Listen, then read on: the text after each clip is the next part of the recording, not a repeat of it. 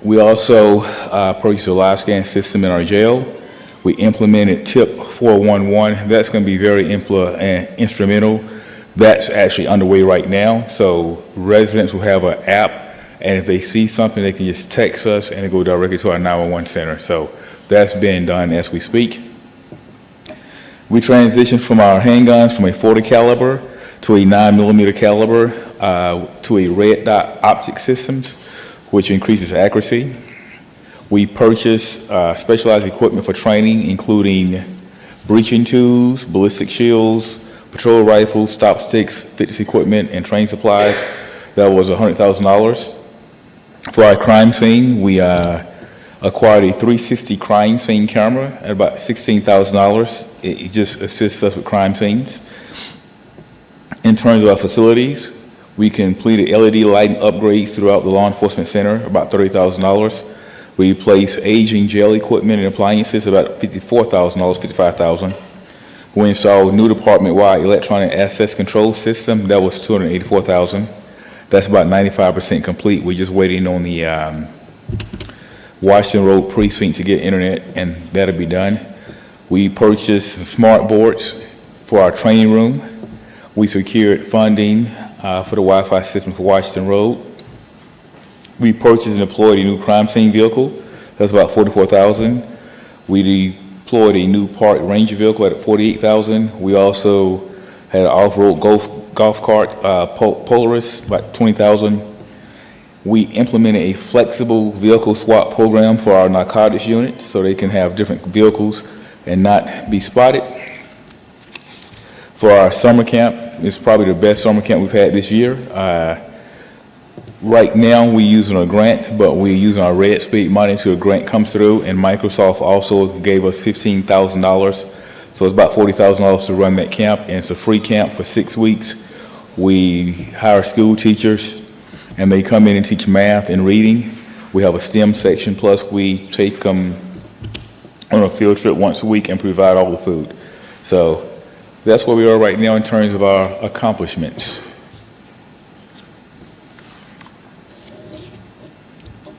Thank you so much, Chief, for your report. Did you want to continue, or did you want to take questions or anything right now? I'll take some questions. Okay, great. Well, I will start with Councilmember Mitchell. Hey, Chief, thank you for your presentation. Quick question, are we, I heard somewhere that we were not able to buy police vehicles? Have you heard, or So can you expound on that? Yes, I do. So we asked for some additional police vehicles, but you all approved about 22 vehicles last year in our budget. Okay. So we're waiting to get those. I spoke with the city manager about this, and we're just waiting on the 2024 audit. And so once that's done, we're going to get those vehicles, and we delayed the other vehicles because we haven't even purchased the existing vehicles that we're waiting for. Okay, thank you. Councilman Atkins, and then Councilwoman Ziegler. And then Thank you. Councilwoman Caldwell. Thank you, Chief Buchanan. A few questions. Thank you so much for this overview and all of the things that have been accomplished and completed within police. With all of these things here, would we then see a decrease in what the police department would need for FY27? Because it looks like a lot of these things have been implemented and paid for. Correct. So the biggest thing we need this upcoming year, it's in the budget, is our new gen 911 system. That is paid for through our 911 fund. So that shouldn't really impact the budget because that's a fund account that's funded through 911 centers. And everything else, for the most part, I don't think it's a big impact to the budget because we have a lot of stuff and we've accomplished a lot of things. Okay, great. The other question I have, I've been troubled a bit by the number of kids we've been able to serve during the summer. And I know that when this administration came into office, a lot of grants were cut. And it sounds like we're going to be maybe getting some dollars again for some summer camps. And they haven't come in yet, but it looks like we'll get some of those dollars. How many children are able to be served in the summer camp that's currently going on? So this year, I actually cut the number of students that can be served down to 20. Let me tell you why. It was the Parks and Recs, first of all, do an incredible job at their summer camp, but we offer a free summer camp. So we really wanted to look at the selection process and who we're allowing in our camp because Impact Church is a very good facility, very nice church, and they allow us to utilize that facility. So we really want to limit the amount of people utilizing that facility because we've had issues in the years past. So we increased the requirements in terms of the grades. We had to be AB students, high attendance records. I interviewed all the parents just to get a little bit better student, I believe. And I think I heard you say it's free of charge, is that correct? Yes. Okay, and are these only East Point children? For the most part, yes. Occasionally we'll have children from outside of East Point, and our age groups are from 13 to 15. So if you look at the summer camps, there's a summer camp for every age group up until you get about 13. Then they start dwindling down. And so we want to focus on that particular age group because that's, to me, our at-risk age group when they're going to kind of transition. So we really want to get that age group and make sure they're still on the right track. Okay, I'm just hoping that no East Point child was turned away. Oh, nobody I would, no, just want to make no. sure that we are serving East Point children. That's the most important part, and that's one of the requirements. I think we may have 2 from outside of East Point, but we open it up to East Point first. Thank you. Councilwoman Ziegler? Yes, thank you, Chief. So 3 questions. First question is about the 911 system. I know that I've been really curious about the upgrades to the 911 system and being able to text in issues in case, you're in a situation where you wouldn't want to be heard. Is that anywhere in the budget for this year? So the TIP 911 system, we just purchased, and we purchased that in this current year's budget. And we're actually implementing that. Now, for the new generation 911, they will also have a component, but because there's a stage in terms of how it totally redoes our whole 911 center. But I wanted something a little bit quicker and more effective. So that system is actually being implemented right now, our Text 411. You have an app, we're gonna have a big rollout for all our residents, and they can actually just text us, and it goes directly to the 911 system. But that's a component outside of our next gen 911, which will also have that as well. Okay, and then the next thing, a social worker. Are we in the process of, or are we still trying to find a social worker? Yes, we are. Matter of fact, well, she was here. I guess she disappeared. Yolanda Johnson is going to be working with us starting in the next budget cycle, if everything goes well, July 1st. Okay, and then third thing, so the 50 worst properties list. I know that there's still a ton of blighted properties and things like that. What kind of plan do you have with the police force to implement new, new staffing, things like that? Do you have that in the budget? So we have not had that in our budget. I just spoke with the city manager about this. The 50 worst properties list, I think it's going to move. I think someone recommended it move, but I think it's going to move to the city attorney's office. We'll be working with her. But also, what I was saying to the city manager, there's a lot of houses on there. There's a lot of abandoned properties. He was familiar with a program they did in Savannah. I know Dr. Tanya Martin Roger, Councilwoman, also was talking about houses for public safety, law enforcement, fire department. And I really believe that we should look at assisting officers living in the city with that 50 works program. We have so many dilapidated properties. Allow us to purchase those properties at a discounted price, and we can get a loan to kind of help us out, reconstruction loan. And you can have requirements. You have to stay here 2, 3, 4, 5 years. But I think that's something we need to look at. And I spoke with him about that recently. Great. So, sorry, just for clarity though, okay, so we have a bunch of homes that are blighted, and all that takes code enforcement power. Do we have enough code enforcers, code enforcement officers employed to help, track the deterioration or the issues? Yeah, the issues. Mm-hmm. So yes and no. And I would tell you, I say yes because we have more code enforcement officers than we've ever had. But this is a humongous task because there's over 200 properties in addition to code enforcement regular duties. Right. So it's going to take a combined city effort. And I'll be honest with you, it's going to take a big effort. This is a huge task to try to mitigate all these issues that we're having. And it's going to take a lot. Okay. Thank you. You're welcome. Thank you, Councilwoman Caldwell. Thank you. And of course, thank you for being one of our first responders and, all of the great things that you've done over the last fiscal year. A couple of questions. What I've really been focused on is what were the glaring challenges in the previous year and how are you addressing them? And I see that you've defined a couple of the challenges here. I do have a couple of questions. This may be for you or even city manager. What is this defined benefit? How is that defined? So the defined benefit is based on our benefits associated with health insurance, things of this nature. So that's what the defined benefits are. So I spoke with Ms. Cartwright earlier about that, and so they're going to change the contribution to that level because, as you see, there were some issues with the contributions, and we don't want anybody not to have the proper retirement, pension, things of this nature. Those are our defined benefit plans. We have health insurance and our pension. Got it. And so maybe a question for the city manager. Where is that transfer coming from? Because basically this is saying 152,000 went down to 9,000. And so obviously, 140, whatever the rough math is there, where is that money coming from to make this whole again? Or how are we doing that?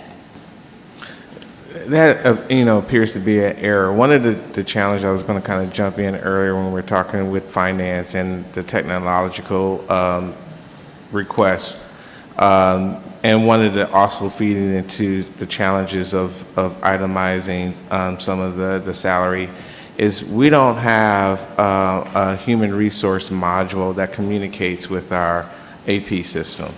And so one of the things that we've been looking at exploring is having, and we went to BSNA, we went through all their troubleshooting. They don't have an answer. It appears that we're going to have to hire someone with coding experience to actually customize a communication software that will bring the HR module into our financial system. So a lot of these things have to be done by hand. They take a lot of time. They open it up for human error. I believe this is one of those situations. And so it is not something that's risk throwing the budget out of balance. It is probably more of a typo, because those balances, the only way they would be out of whack that much is people would have to opt out, which at that level, that wouldn't make sense. And so those are things that we'll just have to correct into the budget. And if by chance it has some kind of impact on our balanced budget, then that's something that we would be able to handle with the budget amendment. Again, because all those are throughout the whole year. They're not going to realize themselves as an imbalance until, much later on in the year, and we'll have a budget amendment by that time if those numbers don't even out. So not something to be worrisome, but it is something to recognize that we got to get our HR module and our financial system to be able to communicate with each other.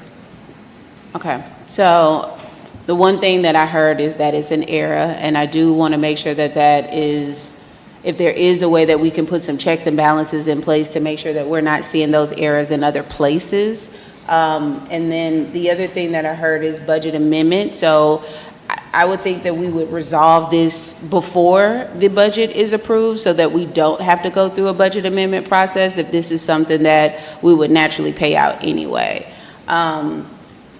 The other thing that stands out as far as challenges is staffing increase from 19 positions to 25 positions, whereas the salary funding decreased from 1 million, a little bit over 1 million, to 900,000. How are those 6 positions being paid out? So I spoke with them earlier, and so it should have been 25 this year as well. So it wasn't 19 to 25, we already have 25 positions. So I think that's maybe an error as well. Okay, got it. The other thing is regarding the audits. You mentioned that we had budgeted 26 new vehicles for this year, correct? Correct. And so right now we're waiting on the 24 audits, and this may be a question for the city manager. I know that we're getting close to completing the audits. I think I heard August earlier. is that going to be enough to reinstate the bond rating? Or I thought I saw a communication that we not only needed 24, but we also needed 25. And if we go beyond a certain date, we'll also need 26. So it is completing, to the city manager, is that going to be enough to reinstate the bond rating? So, not the bond rating. I'm sorry, before we move forward with that question, I just want to make sure that that's germane to the presentation that we're getting. He mentioned that there's 26 vehicles that were budgeted for FY26 that have been deferred to FY27. And so I want to understand from a safety perspective, because if these are needed items for the police department to provide safety to the city, I want to understand when we would be able to meet this request. And that's related to the bond rating? Yes, right now we are unable to purchase the vehicles because we don't have a bond rating.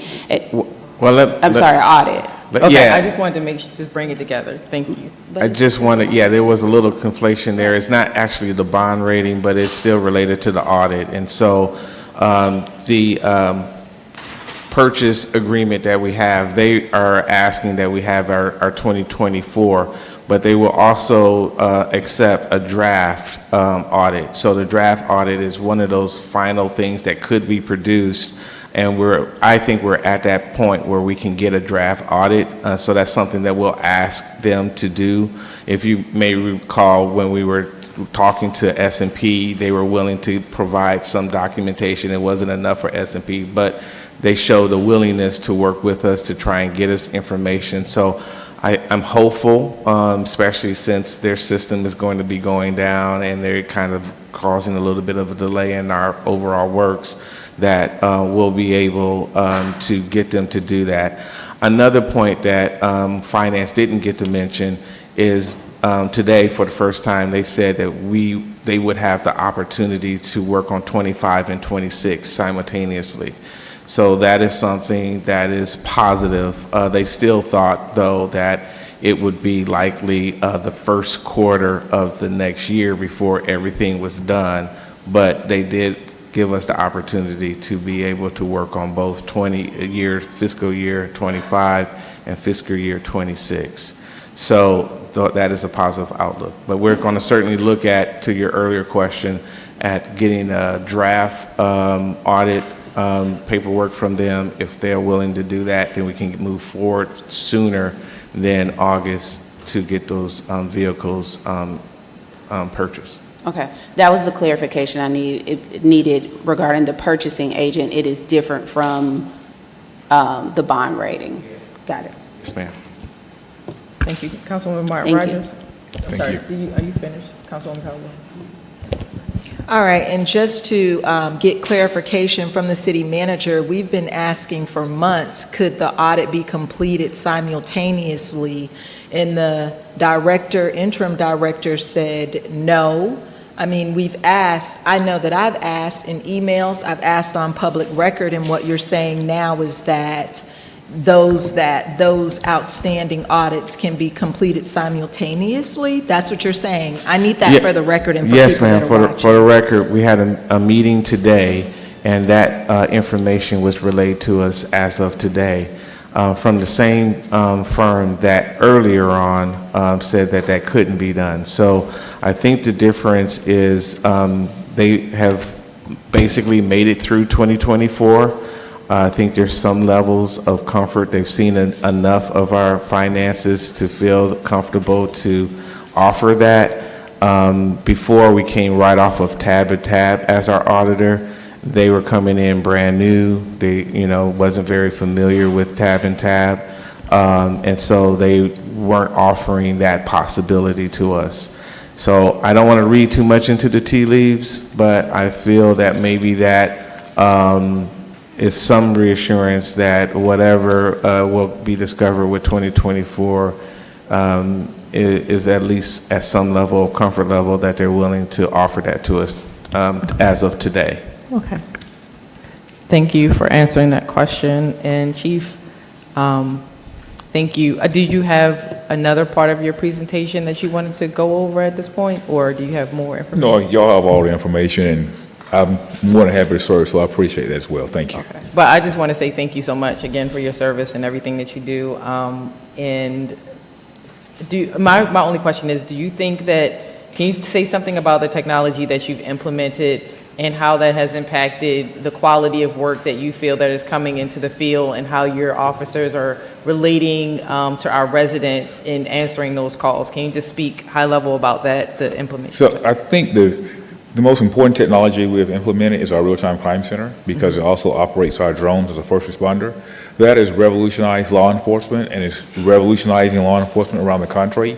We're the first and only department in the country that has a first responder as a drone that can fly in a Class B airspace with 0 flight time. What that means is basically at Hartsfield Atlanta Airport, it's the busiest airport in the world. So on Virginia Avenue, where we were not allowed to utilize our drones because it's so close to the airport, they call it a 0 flight zone. We have a cooperative agreement we just signed, and they allow us to fly there. And that is significant. It's incredible. We're the only people in the country that has that. And it's because we hired a good guy named August, and he retired from Delta, and he had a lot of work in the FAA, and he assisted us in getting that cooperative agreement. So the Real-Time Crime Center has solved so many crimes. I can't even name them all, the things that we've caught on camera, and it just made our reaction time, our response time, our arrest time so much quicker. So that is the biggest technology advancement that we have. Thank you so much, and I hope that that helps our officers just feel Definitely. more comfortable, take some pressure off of them, help them do their job and things like that. So thank you so much. Well, I thank you all. You know, Mayor Chapman. I thank you all, because without you all, this wouldn't happen. So thank you. Thank you. All right. Okay. And Councilmember Jimenez. Councilwoman Harris. Chief, sorry about that. I have one question. I was going over your budget, and I was a little bit concerned. In your overtime line, there's a lot of money in overtime, and so as I was looking at the budget, I was debating, do we need to transition those overtime to full-time? Because I know those long hours for officers can be quite challenging for them and the community. So can you tell me a little bit about your rationale for the overtime as opposed to converting them to full FTEs? So, a couple of things. Our overtime has been underfunded in the past. It was only $500,000 when we quadruple that every year, and it's just never increased. So this year, I got with the interim finance director, we increased the overtime budget to be more in line with what we use. But also, we're increasing the amount of police officers. That's going to decrease our overtime. But the biggest deal is we're using overtime because it's so hard to fill the 911 positions and the detention office positions. People, that's a very stressful job, 911. And we did a pay study. I'm not sure if the salary's in alignment where it needs to be, but that is a very difficult position to fill. You're working, you're dealing with a lot of trauma, you're taking a lot of calls, and it's just a very difficult job to staff. And we just have not been successful in keeping good 911 operators. Also, working in a jail facility, you're also locked up. Even though you're not an inmate, you're still locked up because you have limited movement, things of this nature. And that's also a very difficult position to fill. So that's why we have to compensate with overtime versus having people in those positions. But we're working diligently and hard trying to fill those positions continuously. Okay, thank you. You're welcome. Thank you. One other question. Hold on, I'm sorry. Did you ever go? I did. I had it. Just a quick question. I noticed that there wasn't any education and training in the budget for police, and I'm not sure if that was added back or not, but can you tell me what that means for you all? I know So it's been... we utilize a lot of our drug asset forfeiture money. I've also spoken with the finance director. It's been put back because we utilize what the city gives us as well as drug money, because in terms of drug asset forfeiture money, you can't use it for reoccurring expenses. So training is not a reoccurring expense because it's different training. So we utilize a large portion of that for that purpose. So I spoke with her and they're putting it back in there. Okay. It's critical. Training is critical in law enforcement. So I thought so. Thank you. okay. All right, y'all have a nice night. God bless you. I think Councilman Atkins had I one do. more question. Chief,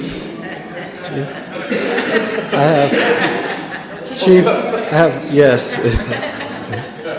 No problem. I'm here for you. No, this is easy. So my question is also about education and travel, but it's different from Councilmember Caldwell's because I do see a dollar amount on page 147 at $38,455, and my question was going to be, is that enough? So no, what we do, the city gives us that, but we also, like I say, we utilize more money than that, but what we do to take the burden off the city, we utilize our drug money, so that probably be increased probably about $90,000. Okay. I just wanted to make sure, I know that Judge Oliver talked about mandatory trainings, and I want to make sure that we keep up with all of our certifications and all the things that we need, and I just wanted to make sure that this $38,455 would be enough for FY27. So that'll be also added to with our drug money, and combined, it will be enough. So you have enough? We will have enough. Okay. So All right. we will have enough once it's combined. All right, thank you. No problem. Any more questions? I don't want to walk away from anybody and have to turn back around, you know, it's all good. Okay, well, since you asked, I'm joking. Well, listen, I hope y'all having a quick, night. God bless. Thank you, Chief. Thank you. All right, next we will have our East Point Fire Department.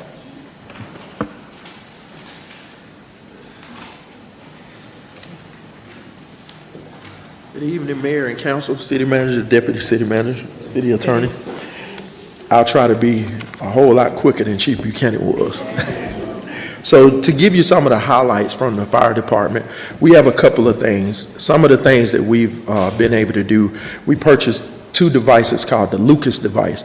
Now, if you're not familiar with that, what it is, a Lucas device, it actually does CPR for you. So what happens, it's a device that you can hook onto the torso of a person, and it'll actually do chest compressions while the person is actually breathing for them or getting tubes. So that's one of the things that we were able to purchase. And also we were able to purchase a new fire truck. So that'll be coming this year. We purchased what's called a Quint. Now the Quint is a combination between an engine and a ladder. So we'll have that capability. It's right now, it's in Winder getting outfitted. So that'll come on service this year. We also purchased a new ambulance. So you'll see the ambulance coming in service this year. Now the only catch with the ambulance, and I've said it over and over, but I just want to make sure, the ambulance will be here and we will actually utilize it. But the only catch with it, we won't be able to transport to and from the hospital on every occasion. The only time that we'll be able to transport if it's a life-threatening emergency and Grady is going to have a delayed response. If those factors come into play, then we'll have the capability to transport to any hospital. And also, we applied for a grant to get another ambulance. The grant, due to the presidential situation, the grant was taken away, so we reapplied again, and we found out that we just won that grant. So once we should have another ambulance coming within the next 6 months, which will give us 2 ambulances. And some of the changes due to South Fulton Hospital closing down, we actually, from an operational standpoint, we run 2 rescue trucks. So I added a 3rd one because 85% of our calls are medical calls. So with that being a large number, I decided to put another unit up to dispatch throughout the city, and that lessens the call volume on the other 2 rescue units. Then, with the help of the police department, we're gonna have EMD dispatchers this year. So what EMD is, it's emergency medical dispatching. Now, the police department is over the dispatch center, but it'll provide us an opportunity to do what we call prioritizing calls. What this means is, if you have somebody that calls 911 for, let's just say, a stump toe, my toe is hurting. Well, that's not a priority. So they'll actually prioritize the call because those dispatchers will be medically trained, and they can actually tell you how to do CPR, guide you through it, and then we'll be able to prioritize the most serious calls versus the non-serious calls.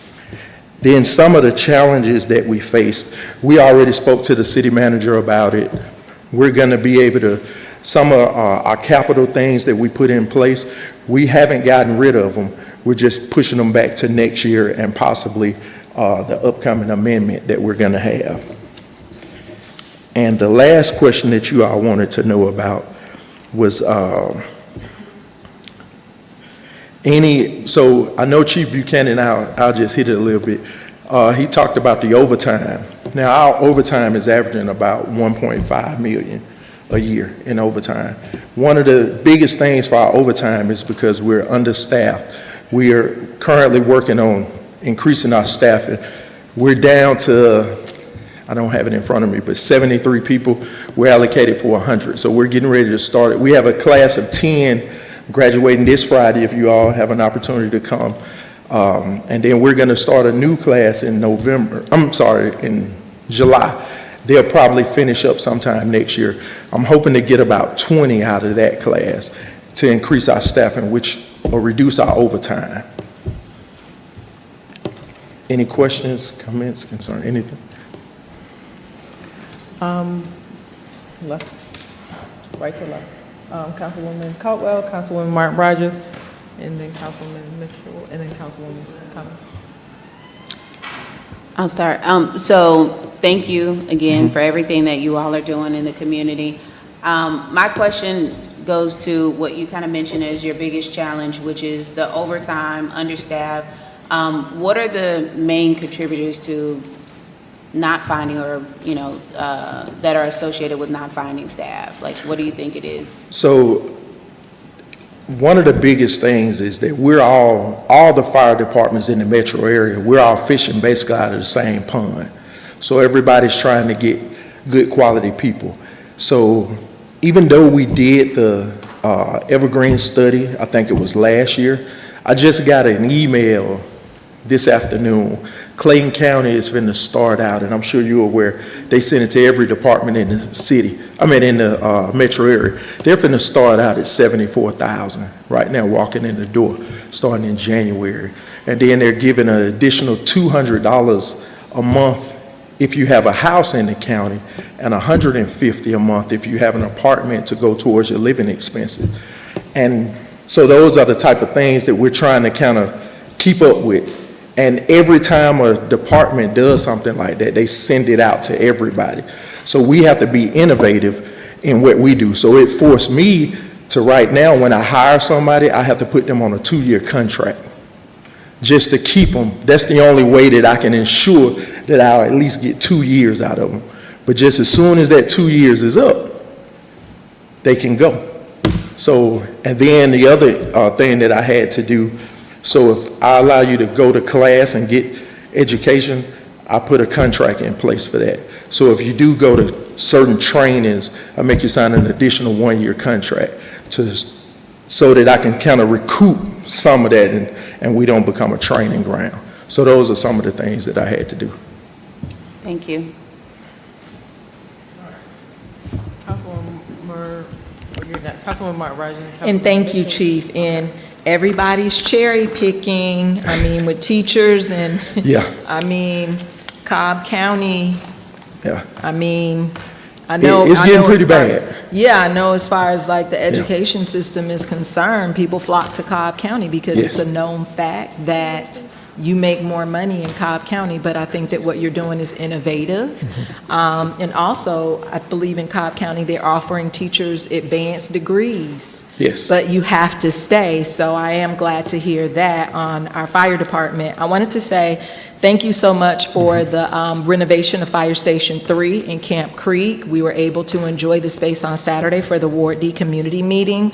And also the Fire Station number 5 on Washington Road is also being renovated, and we were advised that it will be ready at the end of the year. So Yeah, it will be complete. It's about 60% complete now. We're projecting that it will actually be finished by December of this year. And that'll be 2 fire stations within Ward D that we'll have. Thank you so much. All right, what I wanted to ask you about was the ISO rating. We have, I have someone that lives in Ward D, and she wanted you to talk a little bit about East Point's ISO rating and how the education and travel and training is important to our fire department here in East Point. Gotcha. So what the ISO rating is, it's I know somebody talked earlier about measurables. So that's one of the measurables that's done through the state. Now, ISO, they grade every fire department actually in the country. And the highest grade you can get is a 1, the worst you can get is a 10. Currently, as of right now, we've been able to maintain a 1. Now, what that does, it reduces the insurance that a homeowner will have to pay or a business would have to pay. It reduces it significantly. So having that 1 is something that we pride ourselves on. And as a matter of fact, they'll probably be coming either the end of this year or the start of next year. We're due to go back through the assessment. Now, the ISO rating includes water and sewer, dispatch, and fire. So those 3 departments all come together to form the rating, and they grade us on staff, education, certifications, response time, and things like that. So one of the factors, I spoke with the city manager, and it's been put back in our budget. We need our education and travel, and one of the big things for us under fire, a lot of people don't understand, when you're a firefighter, you're just not a firefighter. You're actually a firefighter and or an EMT or a paramedic. So there are several certifications that come along with it. In the fire department, you have firefighters that's fire, there's EMTs, there's police officers, there's fire inspectors, there's fire investigators. So you can have, I'll use myself for instance. I'm a police officer, a firefighter, a fire inspector, a fire instructor, fire investigator, and a plan reviewer. So I hold about 6 or 7 certifications, and I have to maintain hours for each one of them. So that's why you'll see, as a matter of fact, Chief Hill, stand up one second. So he carries a gun. So he has arrest powers throughout the state of Georgia. He's also a police officer. So we have to maintain all of our certifications, and this is annually. So that's why our education and travel is so important. All right, and then my last question is this. I know, and as we're going through the budget process, I would like council to think about the hiring of a grant writer for the entire city that could help other departments reach those additional funds. I know that you all have applied for a grant that was brought before council and you got it, but as we are going through this budget process, I think that mayor and council, we need to decide on a grant writer that can help the departments go after additional funds that are out there for their departments or that meet the needs of the residents of this city. Last thing I want to say is, I know that we've talked about fire station, or fire station number 2 has shown up a lot. In the budget, we also have fire station number 4. I'm going to push for the renovations, at least of fire station number 2. Yes, ma'am. Because it is an older station. I can't remember the ward, I believe it's in Ward B? It's in Ward B, and it's actually the oldest station that we currently have. Okay. It was built, I don't have it in front of me, I think it was 1991. It was either 91 or 92. Right, and it's appeared in budgets over the years, but I did not see it appear in this budget. But fire stations are a matter of public safety. Yes, ma'am. And so I would like to see fire station number 2 put back in this budget. I do see that fire station number 5 is in the budget, but the projected start year is 2030. So fire station number 5 is actually in right now. That's the Okay. one that we're remodeling currently as we speak. Okay. We're projected to open it up this year, this fiscal year, hopefully in December, once they finish it's about 60% complete now. All right, but I also think fire station number 2, they serve, where is fire station number 2? It's the one on Norman Berry Drive. Okay. And that's a, it used to be a double company, it's a single company. That's the one, it's kind of behind the dump, the city dump. Okay. All right, but it services an area of residents. Yes, and we kind of definitely. need, because what would be the closest fire station? Is it, The next closest would be Ben Hill Station, fire station number 4. okay. All right, and thank you so much for your Thank you. presentation. Okay, Councilmember Mitchell. Hey, Chief. I How just you want to say doing? congrats on your ISO rating. Thank you. Congratulations on the grants. But I did want to speak about the ambulances real quick. Yes. So I know I brought this up to you a while ago. I think one of the reasons we can't fully utilize our ambulances is because we don't really like an ambulance license. So, yes, so what happened, now I'm gonna have to take you back a little bit. Okay. So probably about in the late 50s, early 60s, the state of Georgia made a decision and they opened up transport. So back then, the fire chiefs during that time didn't have the north to say they wanted to transport. So currently, right now in Fulton County, there are 8 cities in Fulton County. Only one of those 8 transport, and that's the city of Hayfield. So nobody else has a transport license. Atlanta has one because of the airport.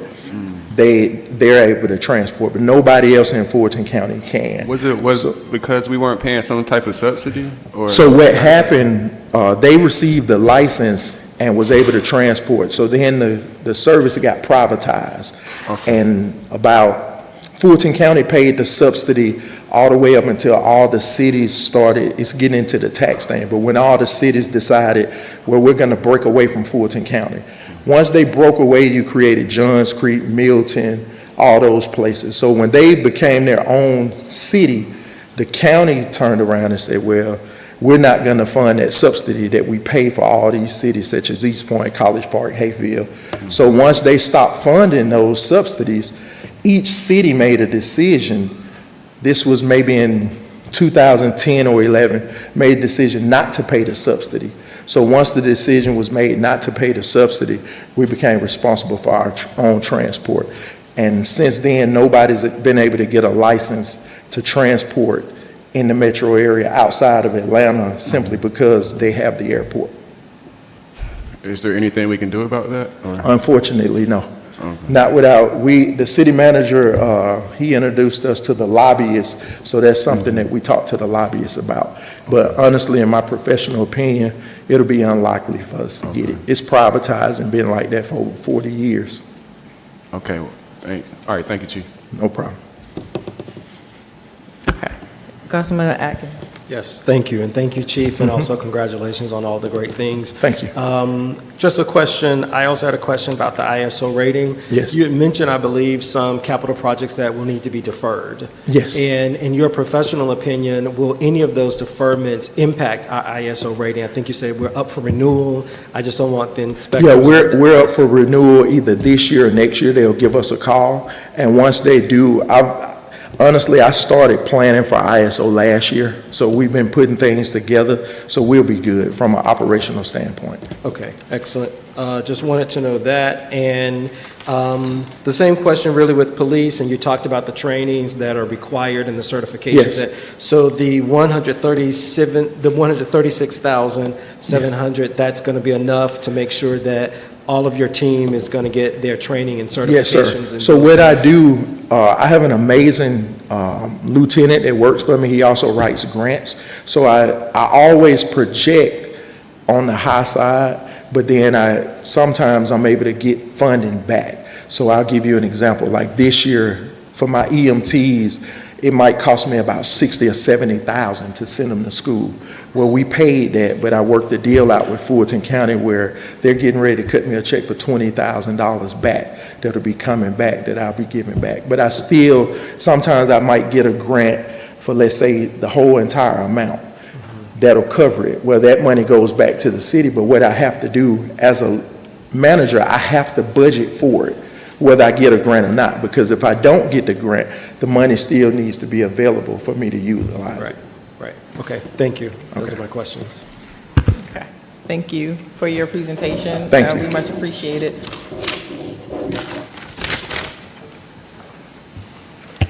I had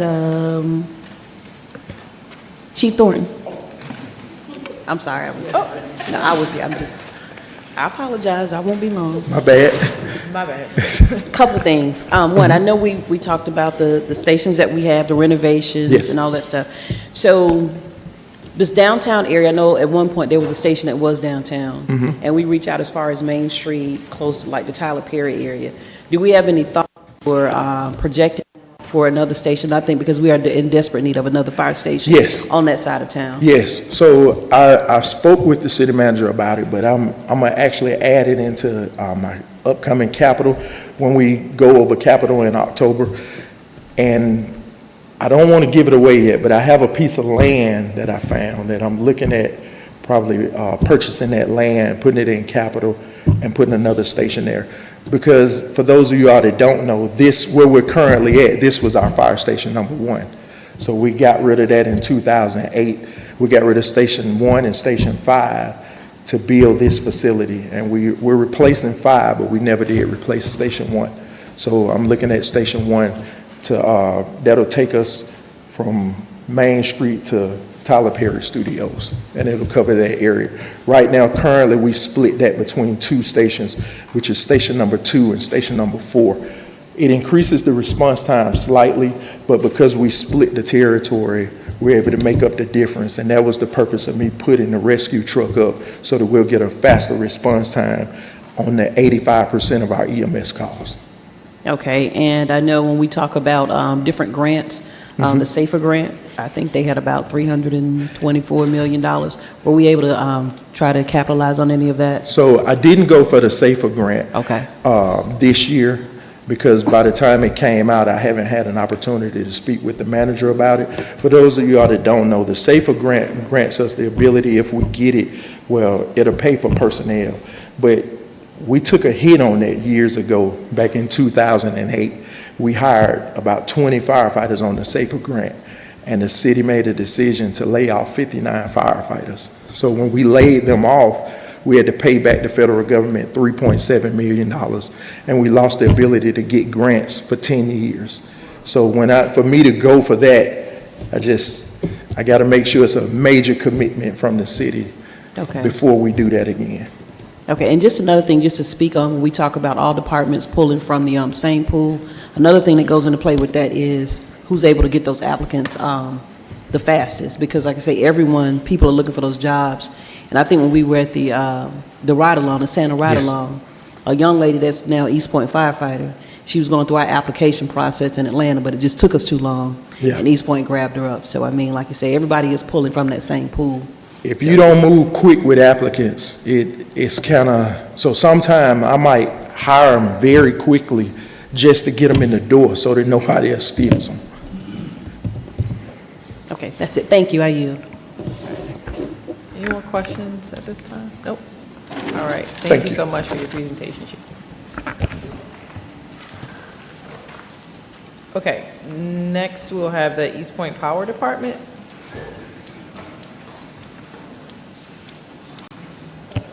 Excuse me, Madam Mayor. Yeah. How many more departments do we have that are up for presentation?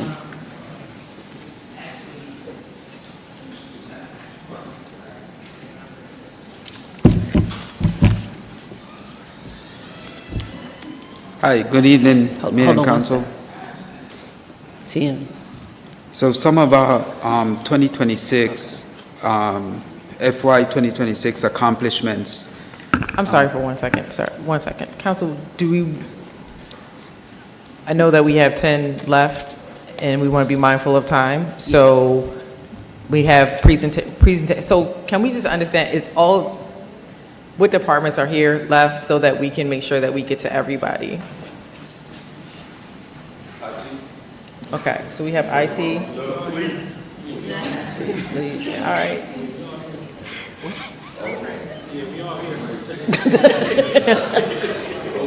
Madam Mayor? Yes. I would make a motion then that council members limit their questions to 1 question maybe, and we all stay, strict to that. Okay. I think that's fair. And if we can focus on the budget questions, that would be helpful. So, thank you for that. So we're going to, starting this round, we're going to just do 1 question per council person, or? That's fine. And we'll still keeping their presentations to the 5 minutes. Okay. Madam Mayor, Yeah. we're going to keep presentations to 5 minutes?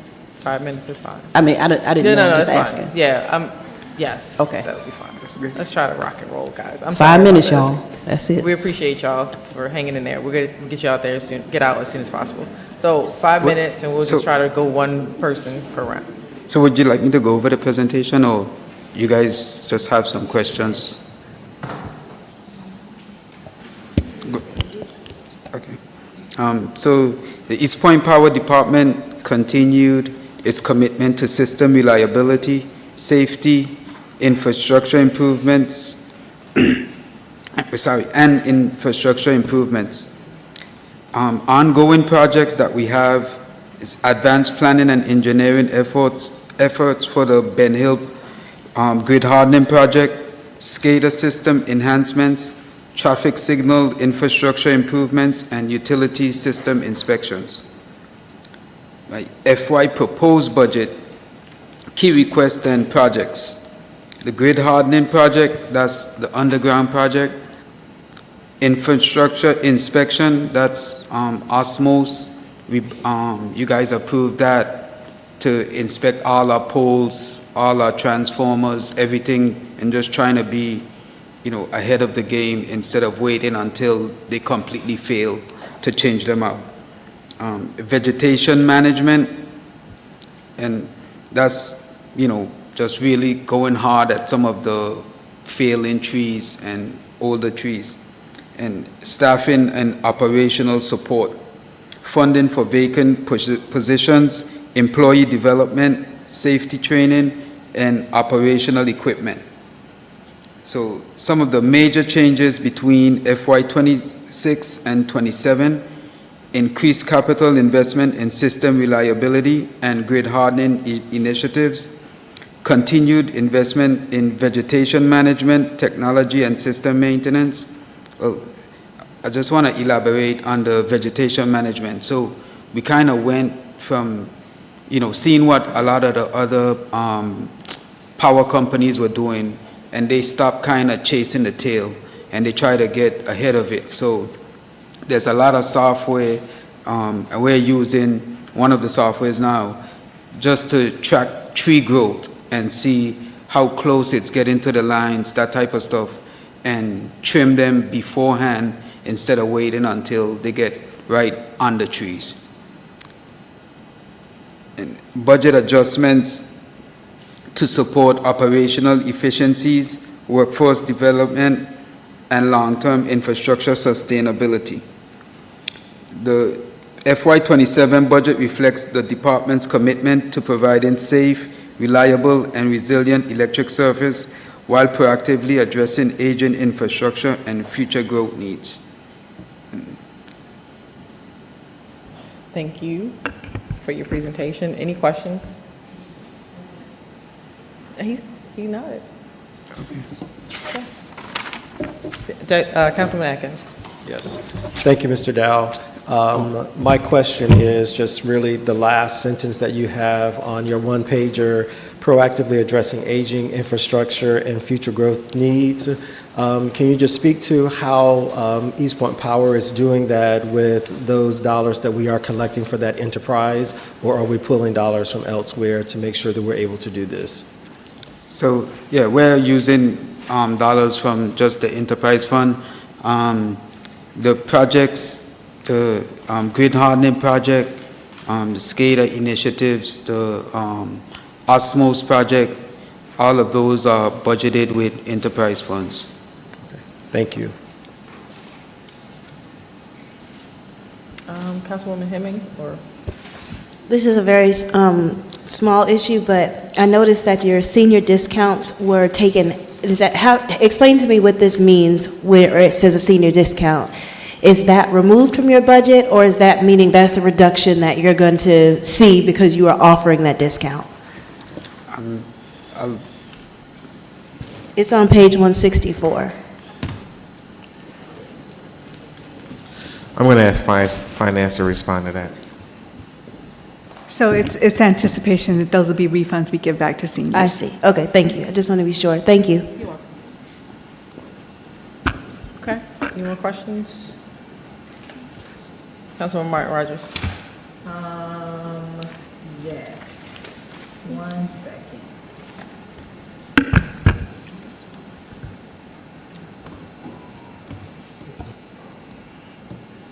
Yeah. I have quite a few questions here, but I've already given the information. But on page 174, the water and sewer has the wrong fund number.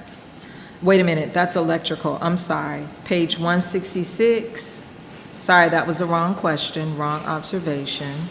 But if you go to page 166, there's a line item for vehicles that should not be there and should be a part of the capital budget. So I wanted the record to reflect that. Thank you. That was more or less an observation, not a question for you. Thank you, Mr. Dow. Thank you, Mr. Dow, for your presentation. Thank you. Have a good night.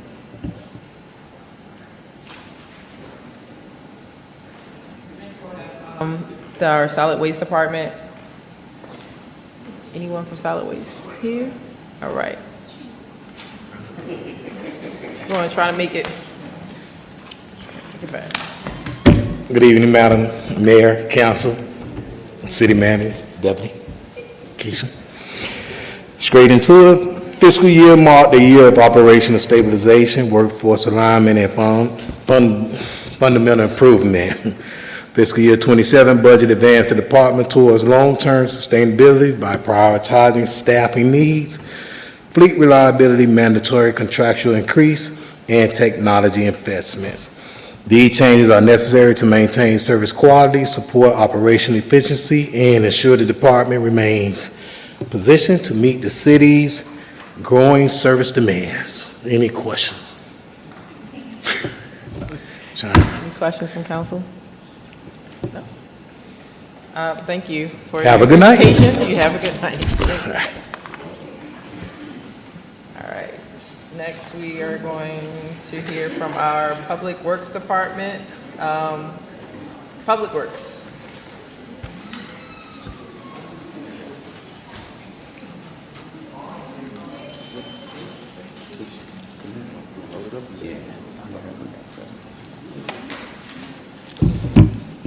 Good evening, Mayor and Council.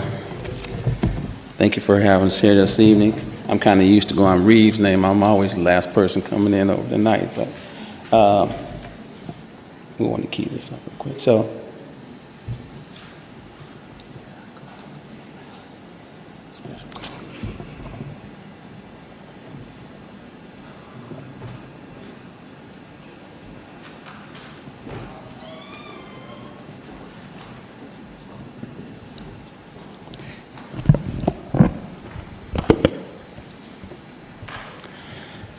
thank you. Give us a second. So the Public Works Department completed a Phase 1 of GDOT funding downtown multi-model project. We initiated citywide wayfinding signage, which is a project that we got started. It's been long coming. A couple council members who are here already understand how long that process has been, but we got it started. We finished some sidewalk improvements across multiple wards and resurfaced about 22 miles of roadways citywide and enhanced local infrastructure. Some of the key accomplishments for downtown project: completed Phase 1, the gateway wayfinding again, sidewalk infrastructure, roadway resurfacing, building upgrades for modernization, excuse me. The Public Works FY 27 budget and capital improvement plan itemized critical infrastructure facilities and mobility upgrades across the city to address aging assets. The project falls into 3 categories. We try to categorize it: facilities, roadway pavement, and pedestrian safety enhancement. Building improvements and key ASK projects overview: interior demolition of the old City Hall. We're going to try to salvage that as a legacy for our future. We're planning on bringing in an architecture engineer to work citywide to look at all our buildings that need improvements so they can give us a design factor of where we need to be and what we need to do in reference to rehabbing those buildings. Customer care parking lot resurfacing and paving, customer care building repairs, painting and exteriors, giving it some maintenance to preserve the building. The old library, plan on doing some exterior repairs with that because it is right here by our City Hall. Once we start the auditorium, we want to make sure that that building has something. And it's also a building that we're going to look into in reference to what better uses we can have as far as maybe a community meeting center or something like that. So we're looking into that. The Law Enforcement Center, plan on replacing the boiler in that this year. LEC first floor restrooms as well, upgrading that. LEC jail locks replacement project. Phase 1 has already started. We'll be going into they're starting with the engineering and design, looking at all the doors and seeing what they need to do as far as the upgrades to modernize those doors from the regular key locks to some type of system that's going to be more safe and upgraded for the jail. City Annex built restrooms and kitchen upgrades. We completed the first phase of the City Annex. If you've been in there, we put in new floors and ceilings. We're working now to demolition of the kitchen so we can upgrade that kitchen, not to be where they are in there frying, but basically having a warming station so when we begin to rent out the place, it will have a feasible place to go. The restrooms, we're going to increase the size of the women's restrooms because if we try to rent out a place, we want to make sure we start serving everyone, so we'll have some restroom upgrades as well. The Public Works Maintenance Building, it's down off of Grove. It's our metal building that we had to take staff out of last year and bring them over into the annex. So we're looking, we already started that process of gutting that, and we'll be going into the next phase of next year, upgrading that to get staff back into that building. We're kind of stacked on top of each other with Public Works and Park and Recreation, everybody in one building. Our pavement roads and traffics are calming, pavement repairs around the city, speed humps, fundings per residential request, gateway wayfinding sign, next phases, East Point Street and Church Street roadway improvements, our pedestrian safety and accessibility key aspects overview, annual sidewalk ADA repair projects, annual repairs and safety improvements and safe streets and action plan funding.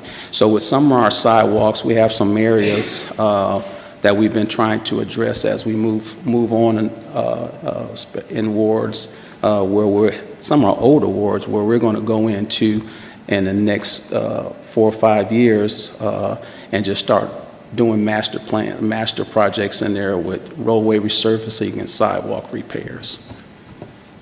Major changes from our budget. We really don't have any major changes from our budget next year, that's from last year to this year, other than maybe the training.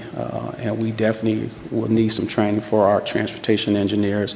One of the things that we utilize with our staff is with GDOT. Hopefully they don't have any funding problems, but usually GDOT does provide us with some things that we can utilize with our staff. And thank God for our water and sewer director. She provides the training for our certifications for stormwater. Questions? Councilwoman Hemming. This is just a statement. Thank you for all that you've done. One of the things that I hope we continue investing in, and I know that the grounds people do a lot of this, but we have some of those city-owned properties, particularly in Ward A, that could use some attention. So, you know, I drive down Norman Berry and I look at the retainer wall of the East Point Historical Society, for example, and that is in a state of concern. Also, you know, our Parks and Rec department uses the East Point Historical Society for a lot of their events, and if I understand correctly, their porch railing is, there's a concern that it would be unsafe. So I would just be curious about, you know, what future plans might look like for continuing to bring some of these properties that we own to, you know, up to standard, up to code, that building's not ADA compliant, et cetera. So you don't have to have an answer tonight, but it's something that is important that I believe we should be thinking about in Ward A. It's in my notes. It's in there? I missed it? No, my notes. It's in your notes? Yes, ma'am. Okay. For to talk about this evening, because we don't have it as far as our capital improvement, but with some of the things that have, when it's become to be more utilized. It's actually a park and recreation property, but the building itself, we've looked at it, we've had to replace some of the air conditioning units in there. So what we plan on doing is adding that part of our next 5-year plan to try to go in and do some roofing repairs. Some of it's some maintenance stuff that we can just basically add into our building maintenance and little smaller things, but the larger things we will be adding in reference to on our capital plans in the future years. Thank you. Yes, ma'am. Councilwoman Martin Rogers, and Councilwoman Atkins, and then Councilwoman Ziegler. Thank you so much for your presentation. Yes, ma'am. And what I wanted to say, and this is more or less an observation, most cities have a Keep College Park beautiful. Has there been any discussion on a reboot of Keep East Point beautiful? There hasn't been any discussions. I do talk to Ms. Kennedy. She and I are in some meetings with that we are in some certain meetings reference our municipal keeping this area clean with the AIC, ALT, Atlanta CID. And we've talked about that. And I asked her about some ways, some steps to possibly reach back out to someone to bring it back in. She's not looking forward to it, but I did talk to her about reference, how do we get someone back in, and if the funding's still available that they used to have. And that's something I haven't talked to her about. No, it's nothing it's written in stone, but we do talk about it. I have talked about it with Ms. Kennedy. Yes, ma'am. Or actually just last month, ma'am. Yes, ma'am, thank you. Councilman Atkins? Yes, thank you. As it relates to education and training, you mentioned that obviously you guys will continue to need to have that. Do you know what your overall amount is for that? It looks like there's several different GL numbers like 4210, 4220, 4230 might Yes. have those. So The do you know BFUB the is going to total? come out of transportation. I usually go to one paid conference that I have to attend, which is part of certifications. We may have to put that back in. If not, I just have to pass it up for this year, which I could. But our transportation engineers will need their funding, and that's around about $10,000, $12,000. Yeah. We don't have a whole lot of Total funding. across all of those different divisions within Public Works, about $10,000? Yes, well, yeah, about $15,000. Yeah, they've got 2 engineers, and then we have our certifications of our people who have a CDL who go back and renew their CDLs, and those are not that expensive. The other trainings we usually have, which is trench training and operations and things, that usually comes from GDOT and it's free. So that's why I said if those funds don't get cut from GDOT, we should still be able to utilize those as far as training for our staff. It's about 10,000. 15,000, because they do about 10,000 themselves. Okay. 10. I'd do 25 if you want. Just trying to get an idea. But we'll put those numbers back together. We had them in there. I just have to come back and look at them again. Okay. Yeah. Thank you. Mhm. Thank you, Councilwoman Atkins. Councilwoman Ziegler? Yes, thank you. Thank you for your presentation. So one of the things I didn't see that I was hoping to see was something in your budget related to litter pickup. I'm not sure if I missed it, or is that something you can elaborate on? It is in our budget. We have our staffing that's in our budget, and then we also have our transfer fee that we have to take litter to the transit station. That's all added into our budget. Our team, we have our litter team, and we have a legal dumping team that actually we established this year. So we have a legal dumping, and we have a litter team that goes out, and our legal dumping team is working very well with East Point Police Code Enforcement in reference. So they've even put some cameras up to some locations that we've had some dumping issues, so they have put some cameras up to monitor that. Okay, but what about any third party? They have a third party that's working right now. My understanding they're going to be around for a while. It's called the people who are working in the downtown area. So that's taken away a little bit of what our responsibilities are, but we still come through. We think that our staff that we have has understanding of what the litter program consists of. We have folks who come to work on a day-to-day basis, and I think we're working pretty adequate with that. If there's some situations that we have on the weekends, they come in, same staff comes in and works with some of the, work with the community litter pickup programs. So some of those things that we're working with internally. Okay. And what about like power washing? I'm sorry, Councilwoman Ziegler, can we just keep it to one question, please, to keep it pushing, moving? Oh, okay. Thank you. I'm sorry. Go ahead. I talked to you about the power wash. Okay. I have something to add. If we have any more follow-up questions, maybe we can find a... Yes, ma'am. Thank you so Have a much good for your evening. presentation. All right, thank you. Thank you.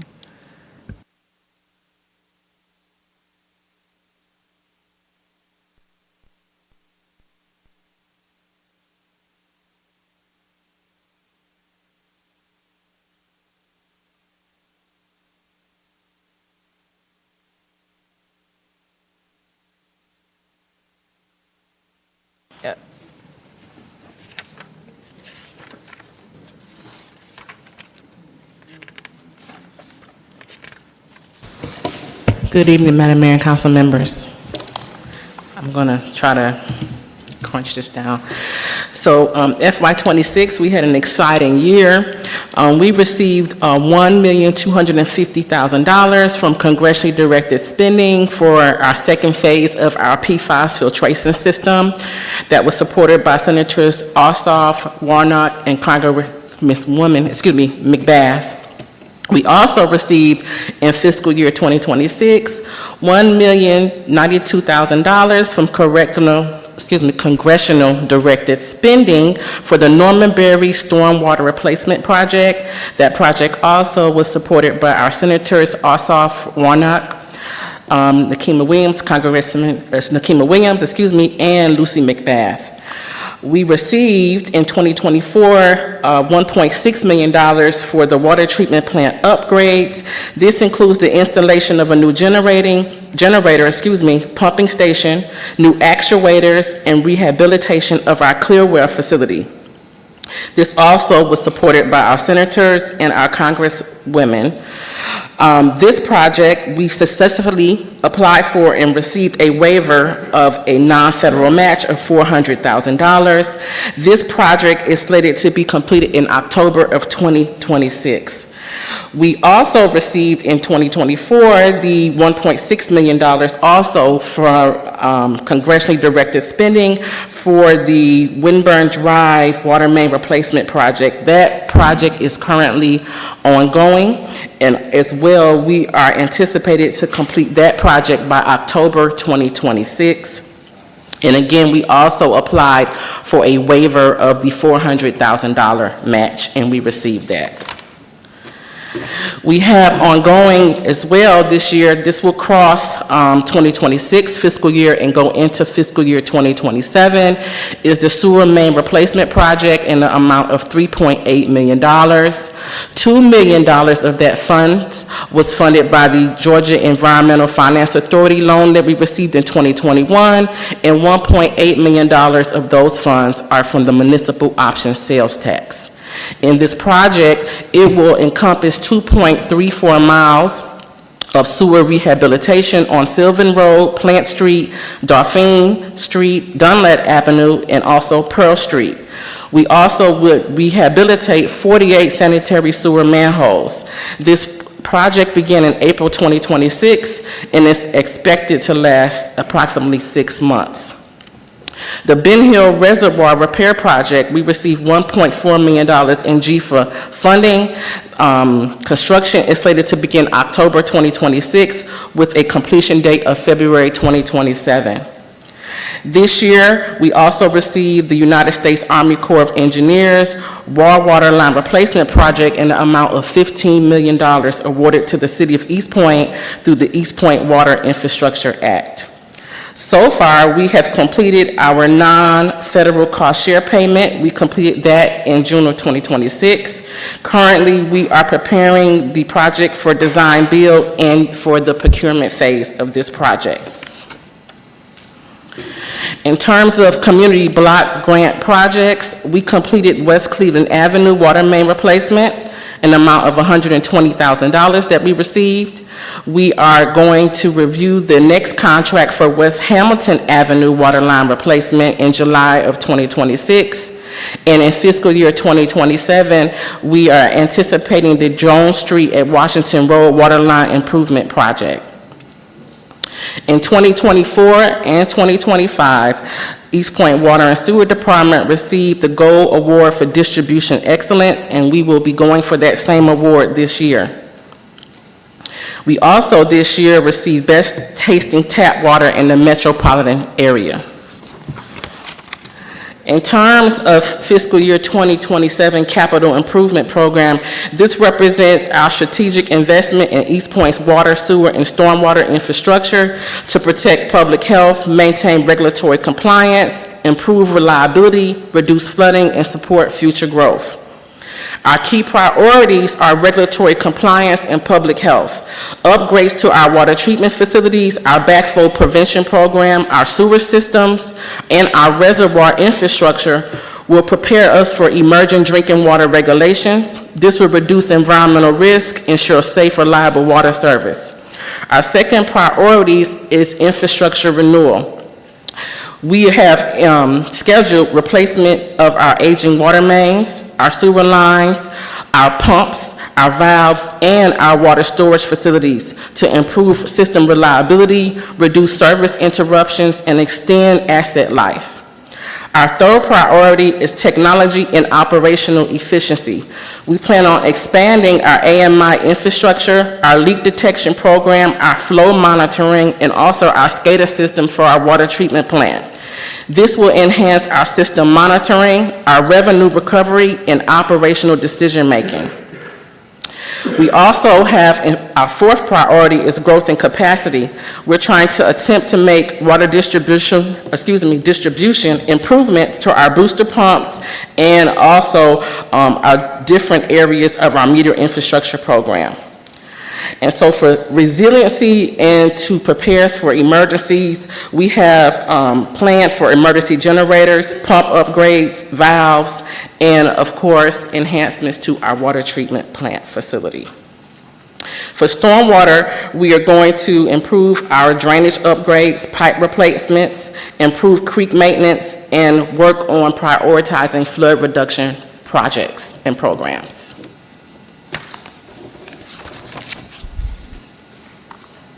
Any questions? Thank you so much for your presentation. And Councilman Atkins? Yes.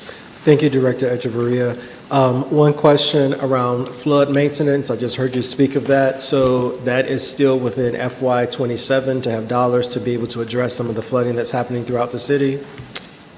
I believe some of that was on the deferred list of projects. So we do have a master plan. The problem is with various drainage patterns and also the amount of rain that we've been receiving, we need to update that to make sure we're putting the money where we need to.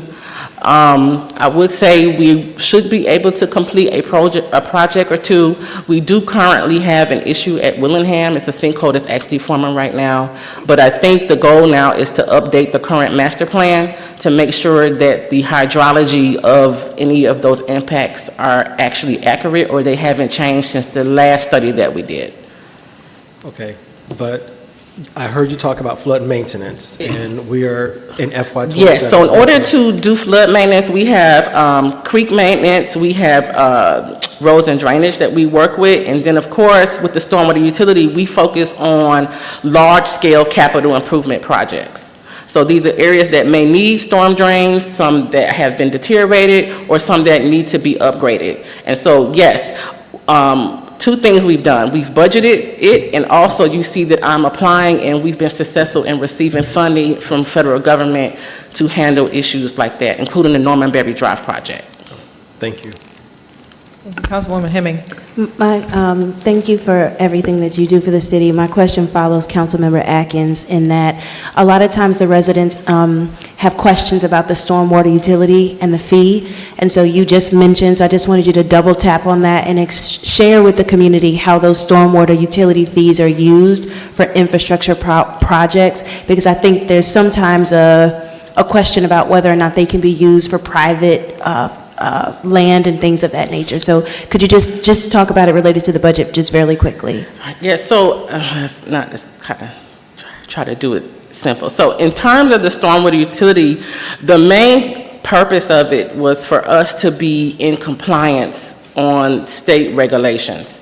And so the city of East Point has a municipal separate sewer system. That means our sanitary sewer and our stormwater system is not connected. However, in response to that, we're responsible for minimizing pollutants from entering that stormwater network, which automatically leads to deterioration of our watersheds. And so it is a combination. Most of it was for us to maintain and upgrade our stormwater system, but also to make sure that we were in compliance with what we call as the National Pollutant Discharge Elimination System and those permits that are governed on the state of Georgia and those levels. And so what we pay out of the stormwater utility are, again, large-scale capital improvement projects, the street sweeper waste, community engagement, creek maintenance, mainly things that are located in the city's right-of-way. Now, the city does have an ordinance that has a cost share program, and again, we've had some people that went through that process. But in terms of the utility, we get just over $2 million a year, and majority of those funds are already tailored for us turning in our 5-year stormwater pollution plan that we have been 100% compliance in, and also our annual stormwater pollution prevention plan that we just turned into EPD, and we've also met 100 compliance. And with that being said, it's hard, there's a lot in it. We have to maintain, inspect, and do 20% of our system every year. So that's what the stormwater utility fee goes into, is making sure we stay in compliance with Georgia Environmental Protection Division and those rules and regulations. Thank you, Councilwoman Martin Rogers. Yes, and I'd like to say congratulations on going after that funding for the city of East Point. But this question is for the city manager and probably the interim finance director. I noticed on page 176 for education and travel, there was $4,829 in the water and sewer department. On page 178, there's $2,139 for education, training, and travel.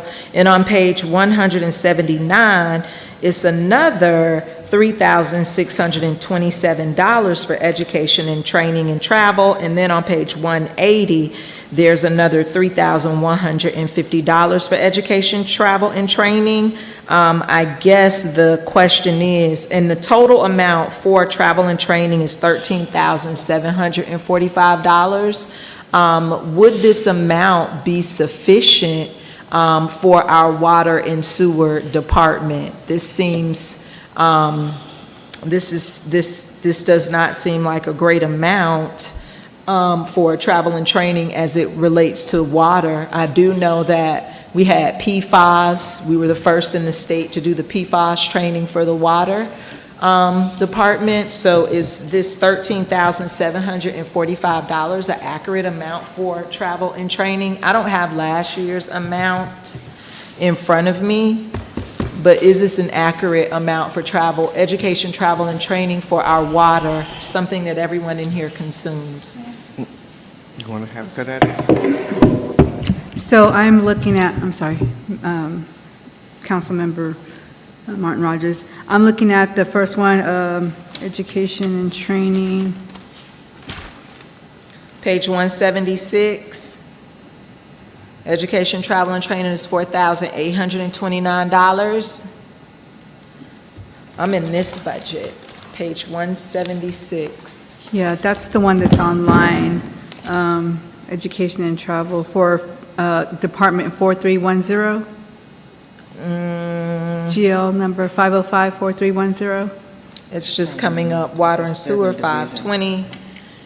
Are these accurate amounts for education, travel, and training for the water and sewer department? Based on this one, it's GL number 505-4310, and the request was 5301, and that was what was given. So we go based off of the department request. So that's actually what was given for that specific GL. If you think that's an increase, I mean, that would be something you probably would discuss with the department head. And again, I can share overall strategy. So certainly travel budgets were cut. I mean, that's not new news. Certainly there's been some questions as to that. The directive was any certifications that those travel requests be maintained in the budget. So you may see a decreased number that it looks shorter or smaller than previous years, only because that only represents the certified positions that were identified. Now, the other strategy that I've alluded to, and essentially again, I plan on having at least 2 budget amendments throughout the year, and usually there's a third to handle unforeseen situations. So the unique or the intent to have budget amendments structured in that way is to allow you to get a handle on what your projections, your actual projections are coming in at. So once we get that kind of realization of actuals somewhere around mid-year, and if travel comes in, say conferences at the end of the year or the third quarter or fourth quarter of the year, those travel expenses would still be protected. Now, that's not considering if council wants to move community, some of the community festival dollars or whatever. That would change that. I think if we moved the entire 443,000, that would restore 90% of all travel budgets. So I just wanted to kind of give you what that was the strategy. Obviously, that can be, that was the strategy behind the proposed budget. Obviously, council can have a different approach. All right, and thank you so much, Mr. City Manager. I think that your strategy should have been shared with council, because I said earlier on the public record that I asked repeatedly for what the 10% in these budgets looked like, and here we are almost at the 11th hour, and still across the board, I don't know what the 10% decrease in departments look like, although I know I've made that request numerous times. Going on, you keep mentioning a budget amendment. You have one question, ma'am. Okay, thank you. But you mentioned a budget amendment. We haven't had a budget amendment in 1 year and almost 6 months, so thank you. Please make sure the record reflects that, Madam City Clerk. All right. Any more questions for Ms. Echeverria? That's it, all right. Thank you so much, and thank you for the report and all that you do. We appreciate it. Thank you. All right. Next department, we have community planning and community development.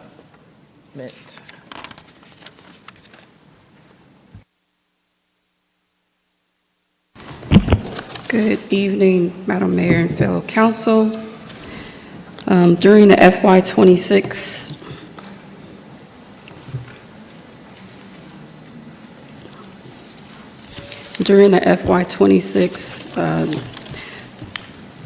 fiscal year, the department has continued to expand our customer service, improve transparency, strengthen workforce capacity, and advance strategic planning initiatives and support responsible growth and redevelopment throughout East Point. The department has generated approximately $2.22 million in revenues, facilitated approximately $108.4 million in construction value, and issued 2,434 permits, processed 1,317 business licenses, and completed 1,551 inspections. We've also processed 424 open records requests and completed 156 notary transactions. The notary transactions are an expanded service that we just started providing in January of this year due to our administrative assistant receiving that certification. We have also served over 3,600 walk-in customers through our virtual customer service counter. The department currently has, and we are managing, 91 active development reviews, along with 83 future scheduled reviews, representing a significant pipeline of public and private investment activity throughout the city. And I also wanted to add that our Planning and Zoning Division has processed 133 planning and zoning applications during this fiscal year. Along with the 2,434 permits that we've processed and issued, approximately 194 of those, we have provided an enhanced service of meeting with those applicants who have received a denial on the first time.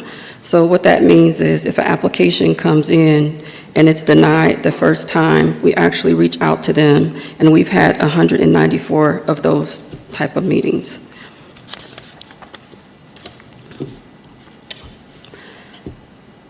Some other accomplishments that we have completed in the fiscal year thus far We have maintained development and review processes and improvement. We have executed the technical review memorandum of understanding between all of the technical review departments. It has been fully executed by every department. We have maintained and expanded the development review and performance and accountability tracking system, internal system. We have continued to implement the Matrix Consulting Development Review and Permitting Study Recommendations that was performed in 2017 by the Matrix Consulting Company. We have maintained a public-facing development review dashboard, which can be found on our webpage. We have also engaged in community engagement and public outreach. We've launched and expanded the City Circles Community Engagement Series the first quarter of this year. We have also conducted development review community conversations and hosted a development task force initiative, which reached many stakeholders of the community in the building and residential community. We have provided for transparency through our dashboards, our newsletters, and our public information initiatives. We have expanded our customer service counter. As I stated before, 156 notary transactions have been provided for the community where they did not have to go upstairs to the city clerk to get those documents notarized. And again, we have processed 424 open records. Some other initiatives, as you are aware, we have initiated the zoning ordinance rewrite project. We have also coordinated a food truck application initiative where we're working with multiple departments to make sure that our processes are in line with the Georgia State Code. Some other activities that we have done within the fiscal year of FY25, we have promoted 3 of our employees. We have also filled several positions, our project manager positions, associate planner position, and 2 assistant permit coordinators positions. As of last Monday, our permit and business license division is fully staffed. Our staff has also been busy with certifications and education. Our staff has maintained professional certifications, including certified in project management. We have 2 certified permit technicians and a certified administrative assistant, along with the notary public credentials.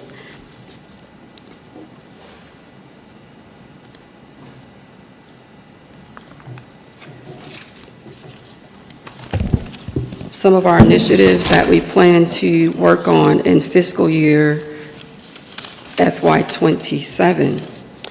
We plan to complete the zoning ordinance rewrite. We're going to work on the zoning map update and GIS modernization efforts. We are also going to initiate the 2027 Comprehensive Plan update in partnership with the Atlanta Regional Commission. And we do plan to look into the implementation of the Willingham Corridor Study recommendations that were adopted with our comprehensive plan. We also plan to implement and develop the data center ordinance standards that we talked about recently, along with continuing the implementation of our matrix study consultant recommendations. And I will stop there.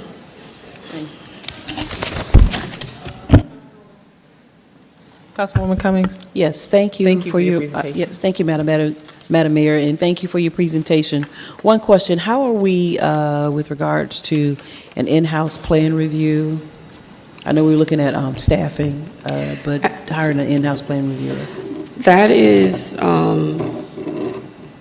a process that we're working through in our efforts to hire an in-house chief building official. Okay. We have gone through 2 rounds of interviews, and unfortunately, the chief building official position was not hired, unfortunately.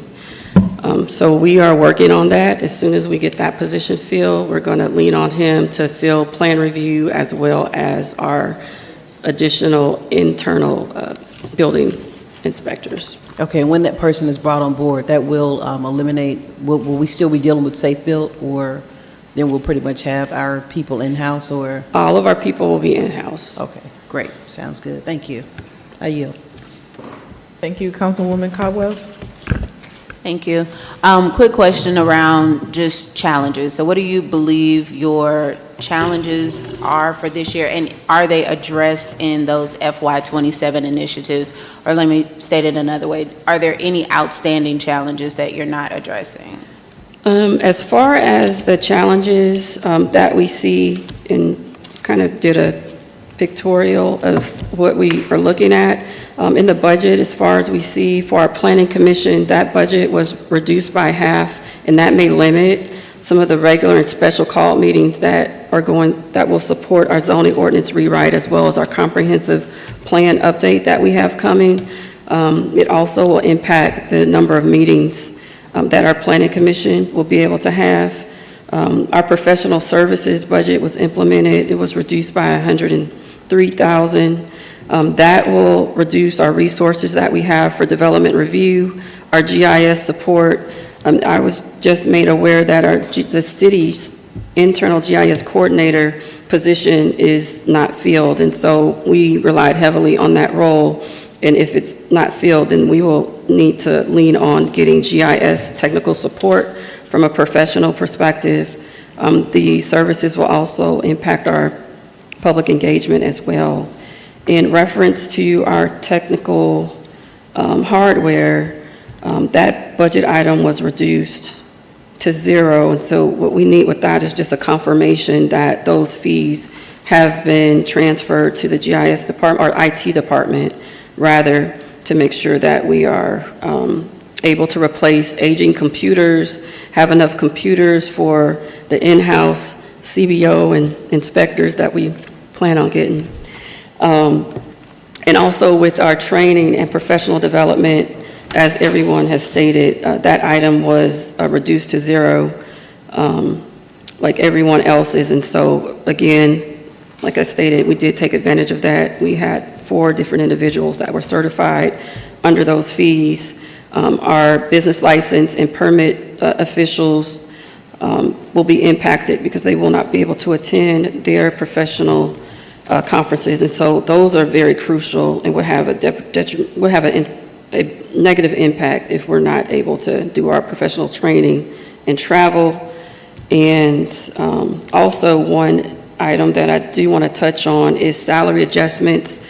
I would like that to be considered because we have had a lot of accomplishments in our certifications for a department. We would like to have the opportunity to provide for increases. We invested the money for them to go to these classes, get certified, and with those accomplishments, we will like the opportunity to enhance their salaries by several percentage points. And so if that part of our budget could be funded, that will be an opportunity for us to invest further in our in-house members of our staff. Councilwoman Hemming. Good evening, Director. How are you? Good, how are you? Good.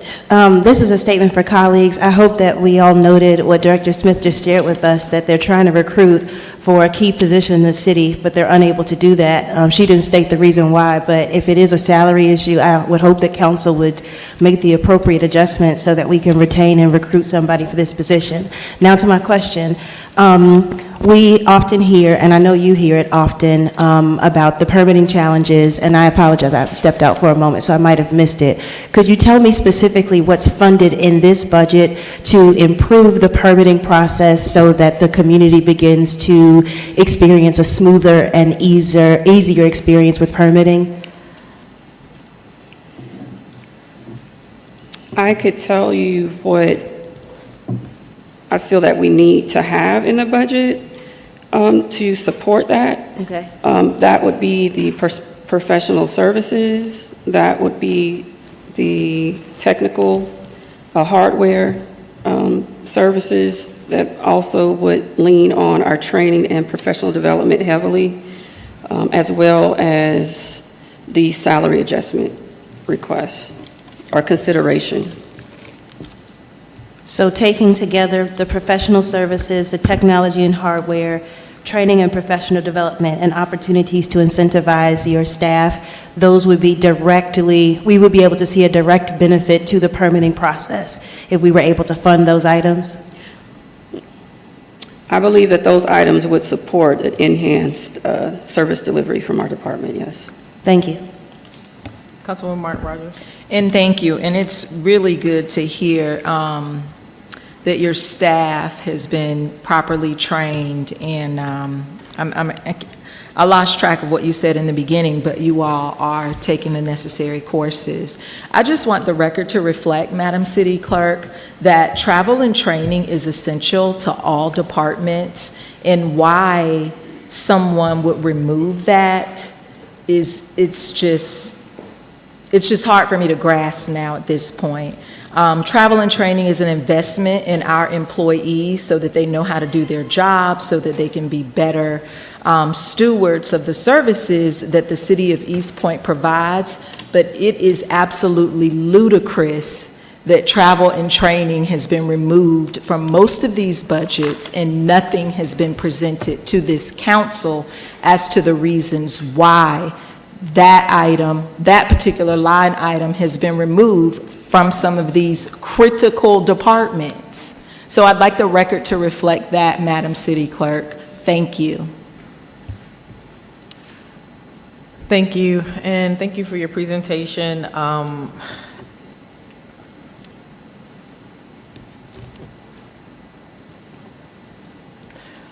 Thank you so much. I think that we've heard a lot of feedback, and one thing that I wanted to ask is, do you have a mechanism right now that will do you have a feedback mechanism right now for our customers and new businesses that come in, like a KPI? We do, Okay. on our web. How on our are you guys webpage. doing with that? Have you seen, do you have anything to share with? I don't have the information, but I could get it to you. Okay, thank you so much. I think that is helpful, and it will help support, because we've had a lot of talk about the planning and permitting process, but it also will help us support the increase if that is what council wants to receive when we share those numbers and things like that. So, but thank you so much for the work that you've done, and I've been here for 8 years, and this is a great improvement, so thank you so much. I appreciate it. Thank you. All right.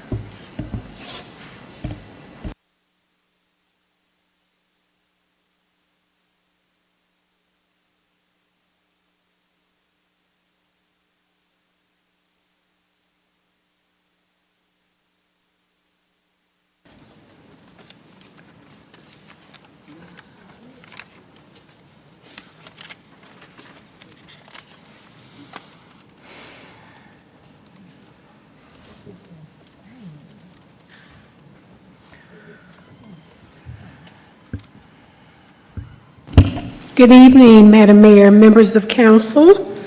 I'll be like Elizabeth Taylor, I think, with her third husband. Don't worry, I won't keep you that long.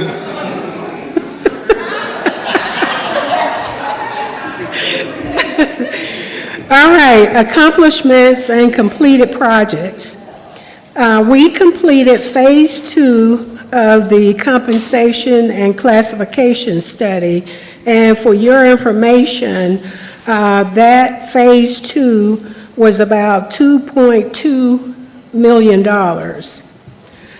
We also completed digitization of HR records, mainly including retiree pension and older personnel records. And these records are currently kept in a secure file via Xerox. We completed the revised employee handbook in consultation with the legal department and a consulting employment law attorney. We implemented the inaugural City of East Point Next Generation Internship Program, and we're in our second summer. We facilitated EEO training for department heads and managers, initiated a mandatory new hire sexual harassment training during orientation, and also facilitated mandatory training on the Pregnancy Discrimination Act. Some of our FY27 proposed budget items are continue to develop digitization of our paper files. If any of you have been back in the HR area, you'll see we have all of these file cabinets. We'd like to convert these to an electronic database. Also, we plan to conduct training sessions on disciplinary actions and how to address grievances and complaints. We are going to review HR paper forms, getting away from paper again, and convert the forms to forms that are fillable. Conduct twice per year driver training programs to reduce vehicle accidents. Host an annual employee health fair to focus on chronic disease management, the provision of health care for our employees is one of our very large costs for the city. We also want to conduct citywide customer service training, and then to train employees on the revised employee handbook and distribute revised employee job descriptions. Once the Phase 1 and Phase 2 of the compensation and classification study were completed, some of those generated new job descriptions. So we're rewriting those so that each position will designate an employee as exempt and or non-exempt. Some of the major changes from FY26, we were reduced in our citywide training. For FY26, we had a budget of $5,000. FY27, we actually had an increase of $10,000. So we're able to do more of the citywide customer service training. Like everybody else, our education and travel budget was zeroed out. Our budget for software maintenance was also zeroed out. Operating supplies, that item was reduced by $500 from $1,500 to $1,000. And the certificates and awards, that's when we provide recognition to employees for their years of service. That was reduced as well. The special events general, where we do employee engagement type activities, that was zeroed out. And also we have a reduction in the employee tuition reimbursement program from $10,000 this year to $8,000 in FY27.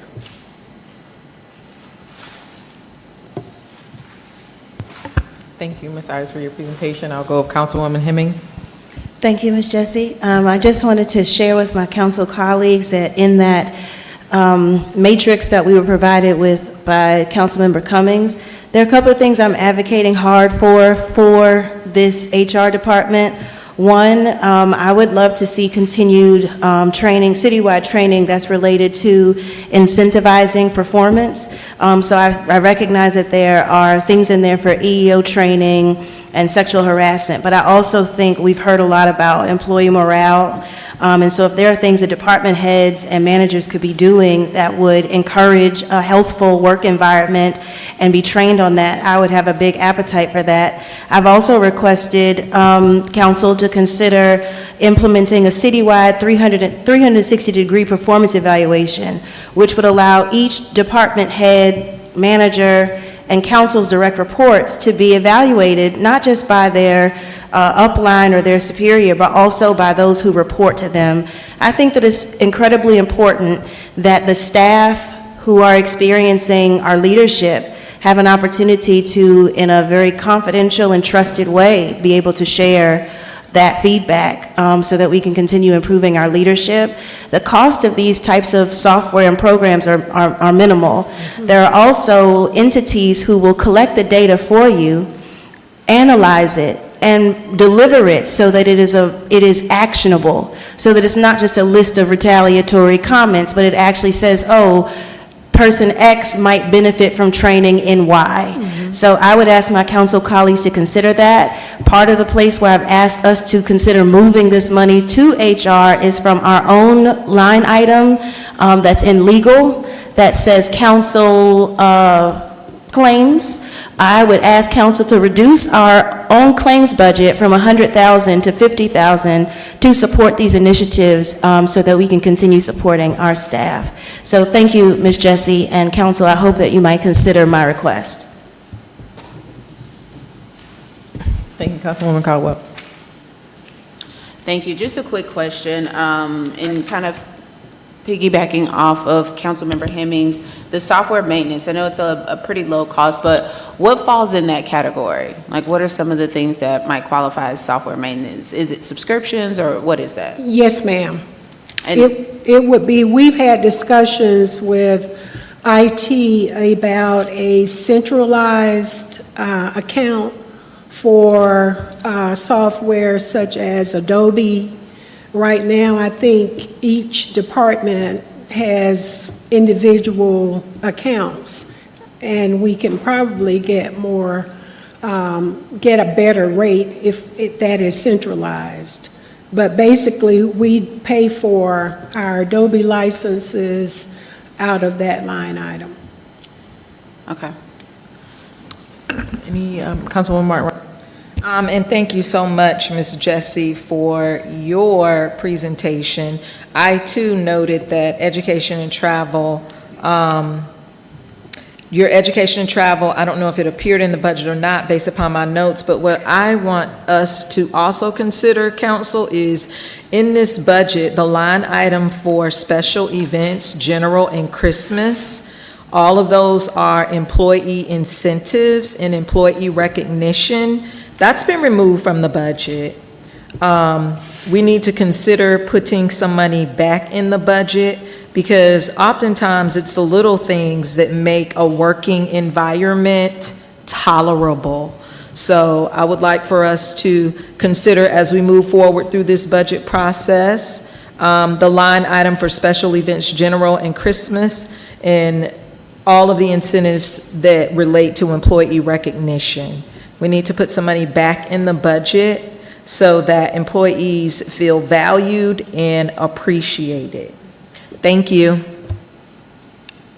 Thank you, and thank you so much, Ms. Jessie, for your presentation. And I agree with everything that council just said, that we should support those initiatives for your department, for our employees, because they are the backbone and the front line of what we do here. So we definitely appreciate that. The only question that I have for you is, in your employee evaluation review, or the, I'm sorry, the workforce audit, do we have anything in terms of like strength finders or something like that, that kind of helps our employees understand like what their talents and their strengths are, and how they are an asset or can be an asset to East Point?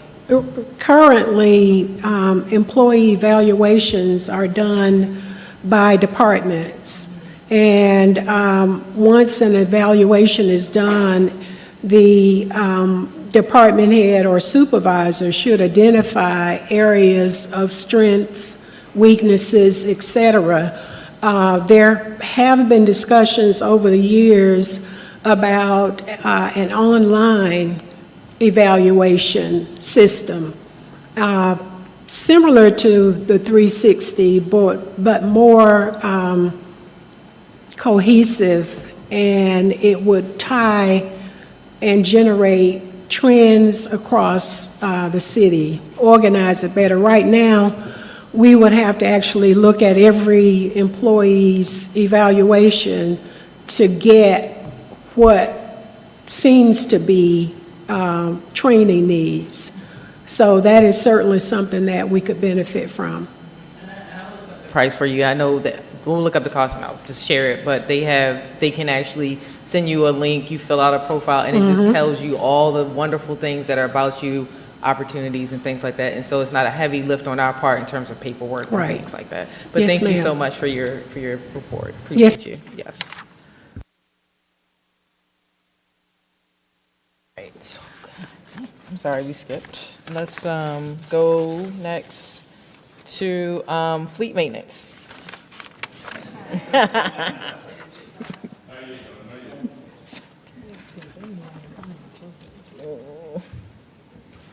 Okay. Sorry. Good evening. Okay, let me try that again. Good evening, Mayor and Council. Alfonso Lindsay, Fleet Maintenance Superintendent, City East Point. Thank you for taking the time out to listen to me this evening. Some of our completions are completion of our grease and sand trap wash bay down at the fleet. That's been going on for quite some time, and we finally got that completed. The fleet building has been up since the 70s, so we had the fleet office shop built out, so we finally got that taken care of. We did some in-house maintenance. We had the walls painted and security cameras upgraded for the compound down there. One of the other things that I'm proud of is implementation of the fleet motor pool this year, and it has been effective so far. I just wish more people would use it, but I think it's trending on an upward path for people that don't have vehicles in their department, that they are realizing what we have and they are using the motor pool. One of our important needs for 26-27 is the purchase of our fleet maintenance software. It's called FMIs, it's Fleet Maintenance Information Systems.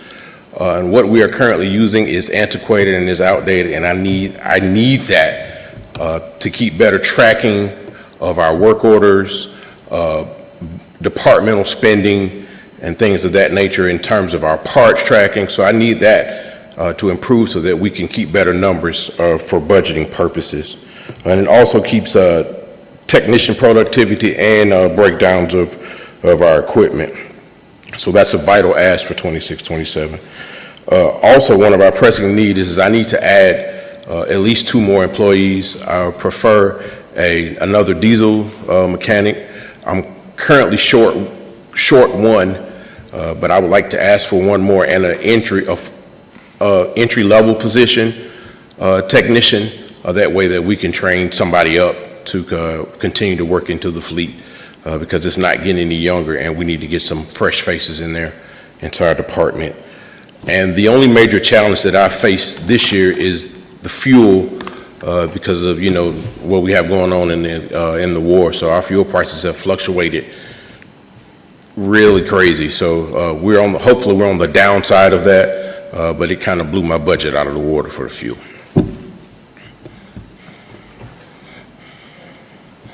Yes, I'm sorry, I'm done. If you have any questions. All right. Thank you. Any questions from council? Just one question. Yes, Councilwoman. Thank you, Madam Mayor. Thank you for your presentation. So the question, I know you say that you are requesting this is what this is. You know what? I see it on the next line. The $100,000, that would be for those new 2 employees that you're requesting? Yes, ma'am. Okay. I'm sorry. I was looking, but I didn't look far enough. It's okay. My apologies. Thank you. Councilman Atkins. Yes, thank you, Mr. Lindsay. I heard you mention software, the FMI software. In FY27, it looks like there's a line item for software maintenance at $36,570. Does that not include the FMI? I'm sorry, Councilman, what was the total of that? $36,570. Yes, that would be the cost for that. And I think some of that is also annual subscription fees in there as well. Okay, so the FMI is covered. Yes, it should. That's a 1-year cost, so that's going to be an annual cost every year, and it's $30,000. Okay, I did have another question. I have a note, but now I can't find where I wrote it. Oh, that's right, I have one. Yeah, just we got to all stick to that one. Thank you. You're welcome.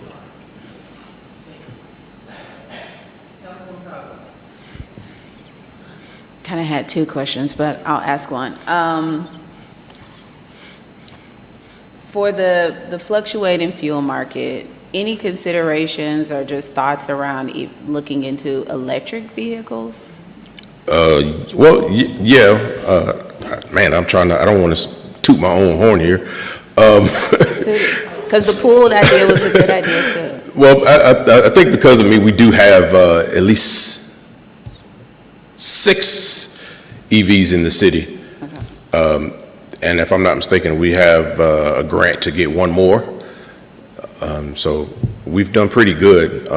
I wish more departments would lean towards that way, being that the city is small and we don't have that many miles to cover. EVs are great for East Point because when they're fully charged, they're at least 300 to 400 miles of charge, and they're great. And they have the same capability as a combustion engine. So my recommendation would be for us to kind of lean that way for some departments. I know fire has some, solid waste has them.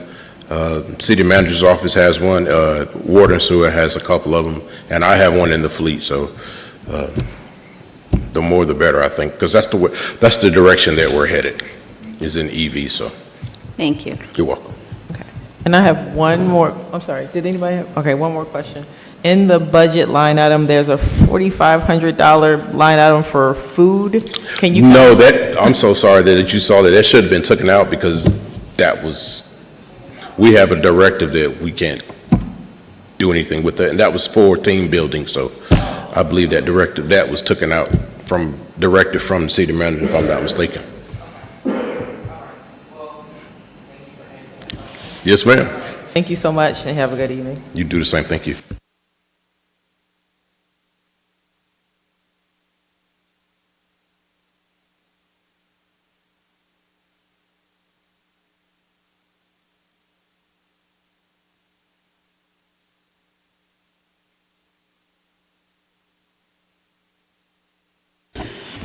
Good evening, Mayor and Council. Try to keep this short and sweet. Communications accomplishments during FY26. We completed several projects. The biggest one is completed renovations of the communication studio suite. So anyone that's been over there can see that that's obvious. We also upgraded all audio and video equipment. Developed and implemented a comprehensive crisis communications plan. Of course, that's always ongoing because it always changes. Evaluated and updated departmental software, subscriptions, and memberships. We also improved internal workflows and production processes to increase efficiency. Just beneath that, we got the FY27 proposed budget request. And I don't want to beat a dead horse, but of course, education and training, that was zeroed out. We asked for $15,000 because we have some new people, over in the department.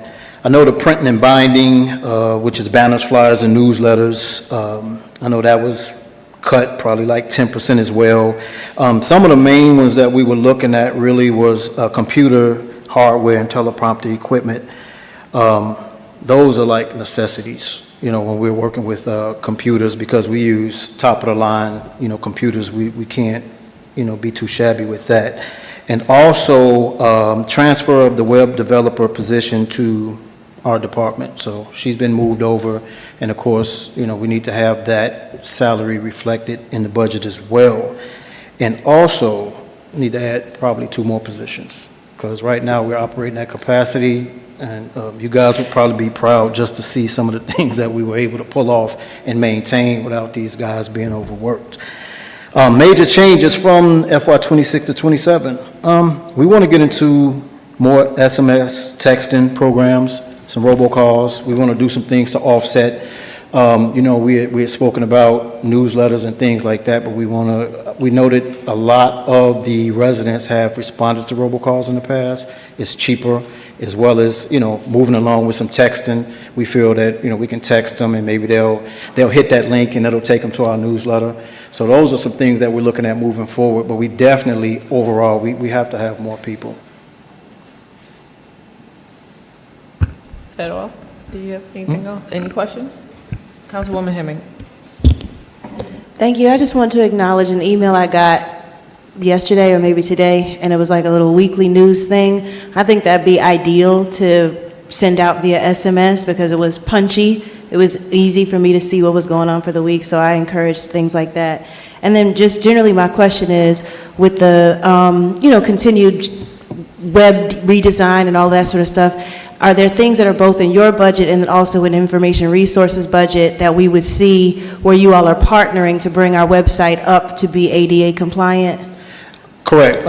We just got the web developer over into communication, so I don't know if you guys have noticed, you can start to see some small changes with the main web page. As far as the budget is concerned, I'm working with the city manager and IT director to move all of, some funds over, but we have to sit down and talk with the web developer to make sure, certain fees, memberships, those things, widgets, all of those things that go with developing the website, that's moved to our budget as well.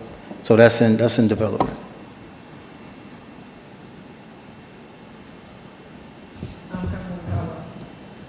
Thank you. I also love the idea of the text messages and just hopefully getting information out to the community, robocalls, text messages, whatever that looks like. Is that reflected in the budget, like the cost associated with something like that?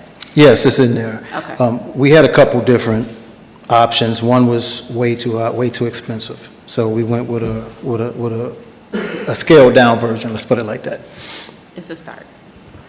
And you guys also, y'all might not like me after this, but Ward B is killing it. Like when they coming out doing their videos and stuff, I'm sorry. But they're killing it, they are. But I'm just letting you guys know how important it is to come in, interact with us, get some videos out. I just wanted to say that, but they're, just the SWOT analysis, you're familiar with that, strength, weaknesses, opportunities, threats. They're keeping a lot of those things intact just by coming out, interacting with us and getting videos out. So I want to thank them guys again. Councilwoman Martin Rogers. Yes, and I'd like the record to reflect that this is another department where education and travel has been cut to $0. Thank you. Please make sure that reflects, Madam City Clerk. Thank you. Thank you for your report and your comments and your feedback. It's good to hear that we are utilizing the services of your department. The question that I have is, do you have a comms plan, or do you have a comms plan for the next year? Do you guys work that time into the budget in terms of planning for? A communications plan? Yes, sir. Yes, we have one. I don't want to divulge that. That's something that going through the process that I had to complete. So I don't want to say it, and give my ideas to someone else. No, I understand. But yeah, I've worked with the city manager. He has it, so he's aware of it. Okay, sounds good. Thank you so much. No problem.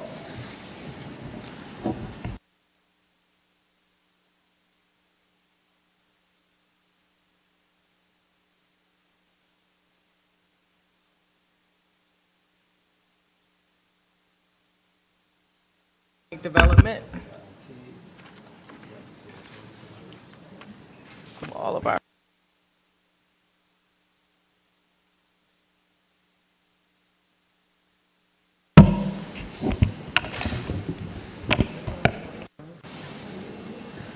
Go ahead. Good evening, Madam Mayor and Council. I'm going to be reporting tonight on the Economic Development Department.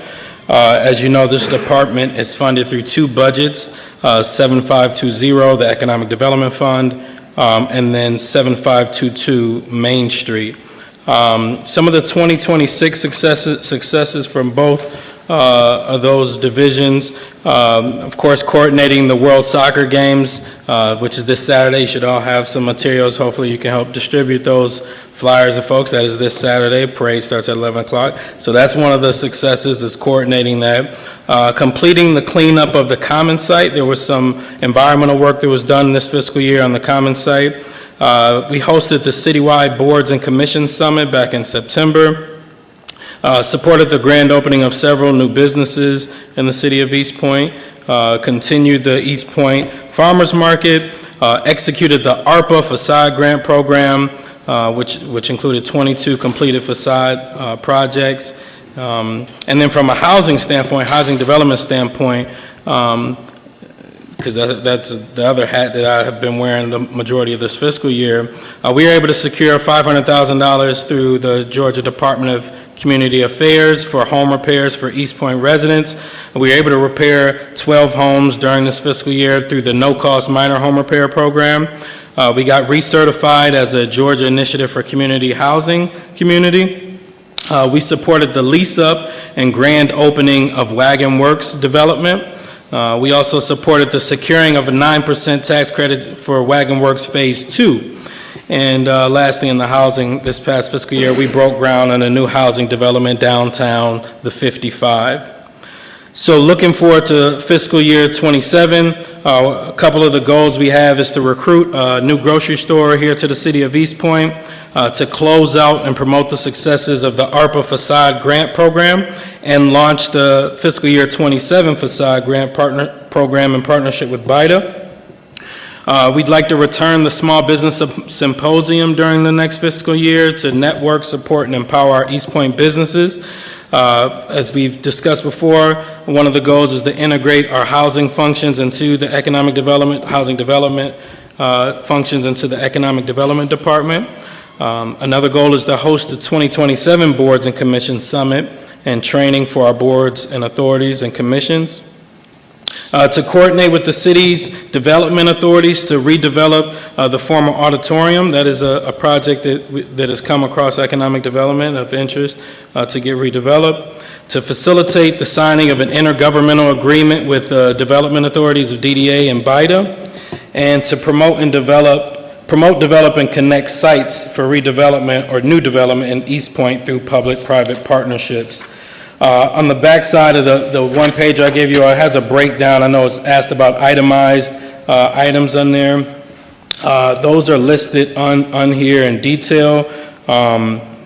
The one thing that I think is the greatest challenge that I'd like some clarity on, we're trying to figure out is, when the work of the housing development, it was a 2-staff operation. When that came over into economic development, the budget never reflected that from a salary standpoint. So the department is being expected to encumber all that new work, but not a dedication of new staff there. So I just think that that's kind of setting us up to be stretched in a way that we might lose some success. And I think that just through this weird transition, our Office of Equity, Inclusion, and Empowerment has been in, and that's one of the reasons that number hasn't transferred over yet. But that's one of the major challenges. But other than that, I can answer any question you have related to the economic development budget. Thank you. Councilwoman Hemming. Thank you, Mr. Whitfield. I'm grateful for the overview, and something I would ask my council colleagues to consider. When I went over the economic development budget, I was a little bit curious about the Downtown Ambassador Program at $60,000. I also had some heartburn and concern over the beautification and the planters. They're mentioned in multiple places in this budget, and I think that beautification is a really huge priority, but I also am wondering how much of this is maybe some legacy practice that's kind of been transposed into this budget.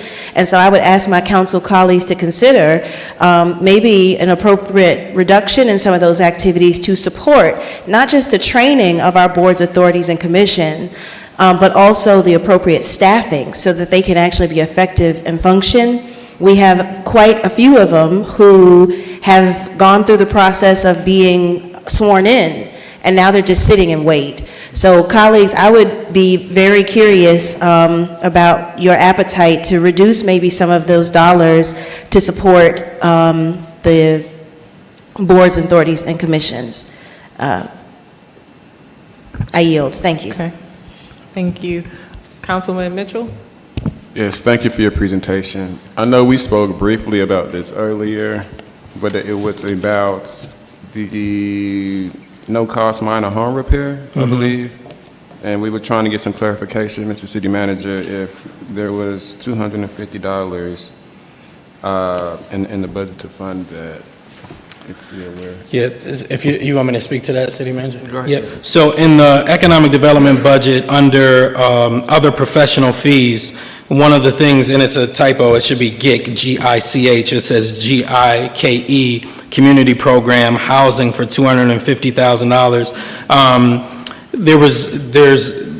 so two thoughts. One is there's been a conversation that I've had with the city manager about this GIC status that we have as a community.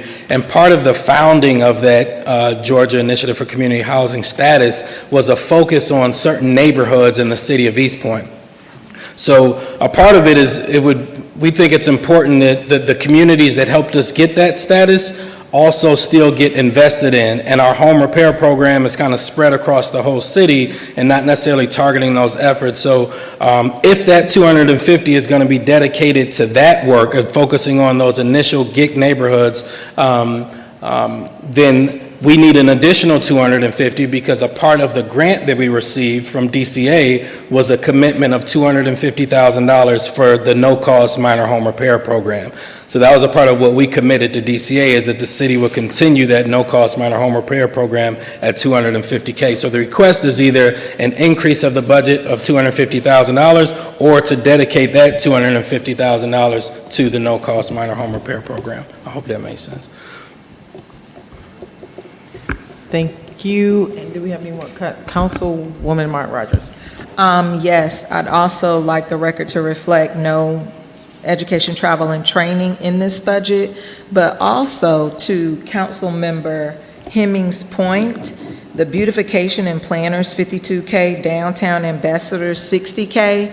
I noticed in this economic development budget, Mr. City Manager, the small business symposium is $0. And I know that those small business symposiums have been impactful because some of those small businesses actually come and open up in the city of East Point. So to Councilmember Hemming's point, that money should probably, if we look at decreasing the beautification and the planners and the downtown ambassador, that money probably needs to be put back into capturing those small business owners that want to come and open up a business in East Point. Just the observation for the record to reflect. I don't need any feedback. Thank you.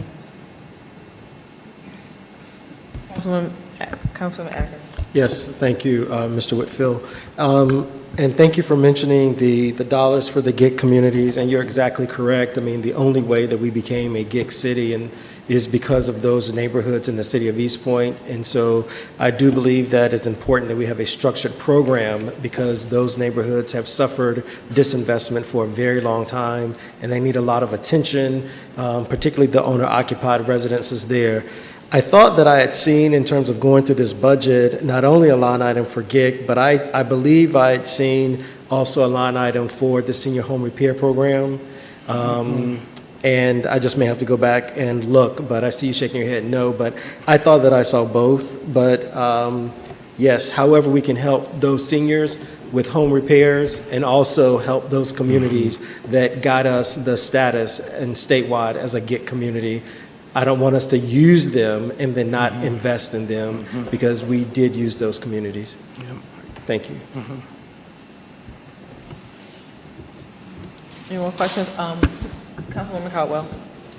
So, thank you, and thank you for this information. Quick question, you mentioned taking over 2 employees from the Office of Equity and Inclusion and also the workload or associated workload. Can you maybe expound on that just a little bit as far as what is coming over? Yeah, so the Office of Equity, Inclusion, and Empowerment really had 2 wings to it. One was social services and homelessness prevention and intervention, which my colleagues Yolanda and Shannon are here work on. And then myself and my colleague Alyssa worked on housing development work, so in particular around affordable housing and managing housing preservation through this no-cost senior home repair program. So the 2 of us were focused on maintaining our GIC status, managing this program for our seniors, and then facilitating these affordable housing development projects.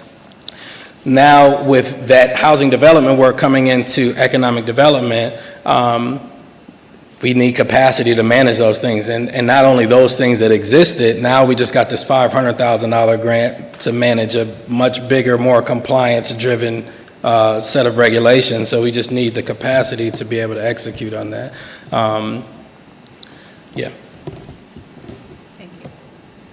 Thank you. And the reduction, I was curious about what Councilwoman Martin Rogers talked about in terms of the reduction to the small business symposium. Do you track the number of people that attend and what the feedback is from those events that you have? Like, that's my question. Yeah. I'm gonna stop at one. So loosely, yes, and I think part of what we're trying to do is tighten up on our metrics and how we're measuring impact and events and participation. We all, like Parks and Rec, we are using Placer AI to evaluate our larger events to see how folks are participating. But in terms of those workshops and those business meetings, part of my goal while I'm in this role is to try to tighten up and how we're tracking and measuring. Thank you so much for your presentation and information. Thank you. Now we can move to, what is it? Sorry. Fleet no, we did that. IT, information.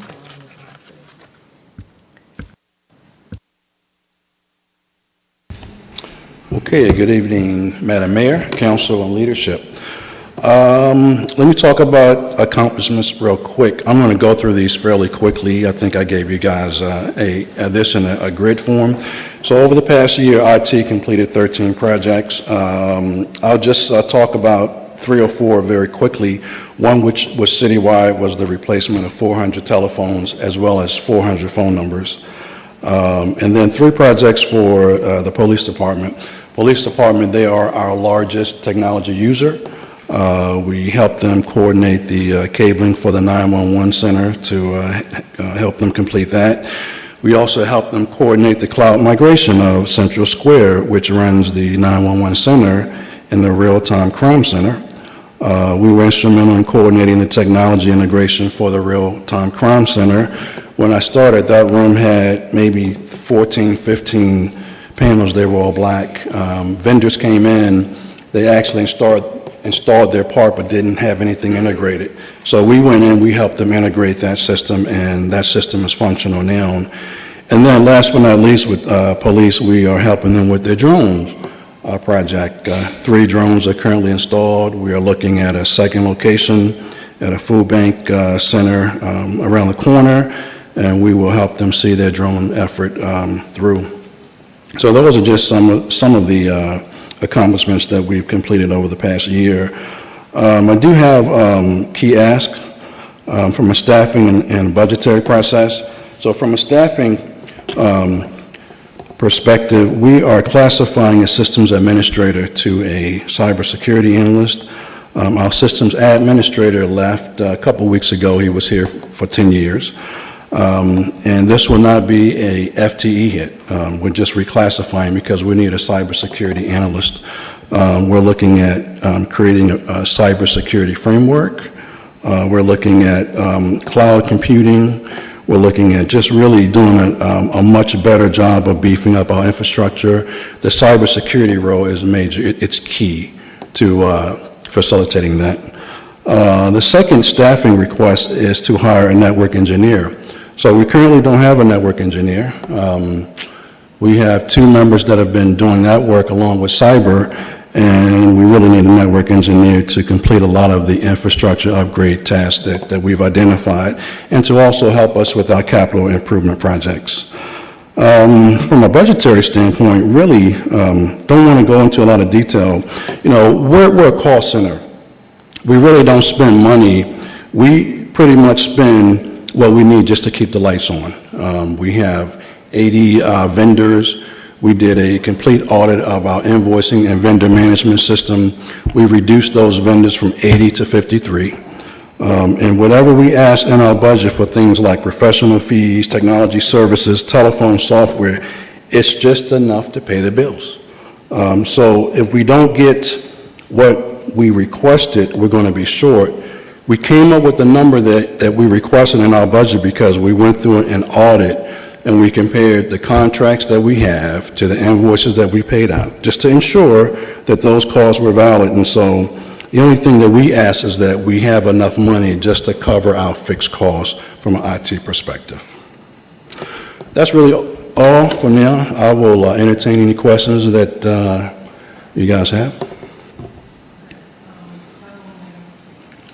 And then Councilman Atkins. Thank you. I have a comment for my colleagues to consider, and then also a question for you, Mr. Wellman. So my comment is, colleagues, I would be curious if we would want the city manager to have the IT review all of the enterprise-wide systems and software and subscriptions like Zoom, et cetera. I counted quite a few duplicate software that are being used by different departments. And so one of my hopes from a cybersecurity perspective would be that we would use some enterprise-wide systems so that we might be able to, first of all, be safe, and then secondly, reduce costs. But the question that I have to you, I was concerned about one of the salary items, and I couldn't tell the difference between them, but there's a salary item listed for, I believe it's a network administrator at $105,000. And then in the technical services, there's also an on-site IT support at the same $105,000. And so I feel a little bit concerned about you answering in this public forum, and typically we can take cybersecurity issues into executive session. But I just wanted to make sure that these were not duplicative requests for the same $105,000. Sure, great question. They are not duplicates, they're for two different roles. Okay. Cyber is for cybersecurity. Technology support is a position that we've had in-house for 2 years. That person is really kind of multitasking, doing technology support, cyber, and also network. So if things go well, we're looking forward at bringing some of that skill set in-house. So that line item, one of those line items will be reduced. And then colleagues, I would just want you to read closely some of the software requests. I'm curious about, are we in the middle of some sort of major, not software, hardware requests? There are some major computer requests and things like that. So colleagues, I just would ask you to read those line items closely and see if there are ways we might consider our existing hardware and how that can fulfill some of our needs. I yield. Thank you. Councilman Atkins. Yes, thank you, and thank you, Mr. Wellman, for your Director Wellman, for your presentation. One of the concerns that I have as I go through the budget, and perhaps there's a reason for it operationally, but when I see all the various departments and there's a line item for software and maintenance, and those are not small line items, some of them are well over $1 million. I'm not understanding why those things are not centralized under IT so that things are streamlined and consistent across the enterprise, just in case there are issues that arise. Then the IT department, which is our Department for Information Technology, will be very familiar with whatever system, and also if we're not taking advantage of economies of scale because the IT department has negotiated the contract for those things to be across the enterprise. So that's just something that is curious to me. I mean, almost every department has software and maintenance, and I'm just not sure. So are they buying their own, and are they speaking to each other? Is it reinforcing sort of working in silos because this system is not talking to that system, which is not making us work smarter but harder, and it doesn't provide efficiency? So those things I don't know. But that's not my question. My question is around uniforms. So I see a line item at $18,500. So do the employees in IT require uniforms to do their job, or what is that? Yeah, that number does sound high, and we don't require uniforms. It is a good incentive. I don't recall the number being 18,000, but if we need to look at that, we certainly can. We certainly don't want to tax the city with excessive uniform costs, but we can certainly take a look at that. Okay, if they're not necessary in an austere budget environment, would we even put uniforms? It says uniform and towel service, $18,500. Well, I think we would keep it. We could lower it because it is an incentive for staff. Since we do have other budgetary cuts, that could be a very small incentive for staff. And like I say, that number of 18 sounds high to me, but we can certainly look at that to get that downward. How many employees are in IT? 10. 10. Thank you. Sure. Councilman Martin Roger. Yes, and a couple of observations I would like for us to consider is the salary and wages. And all salary and wages need to be brought before council with a rationale as to why. Why?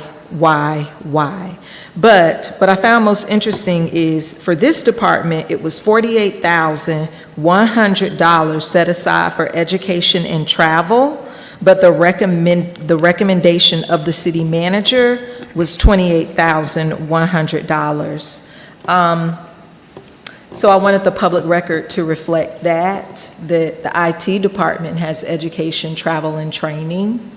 And I'm just, the inconsistencies of who gets to travel and train is being really reflected here tonight. So please make sure that is a matter of public record, Madam City Clerk. Thank you.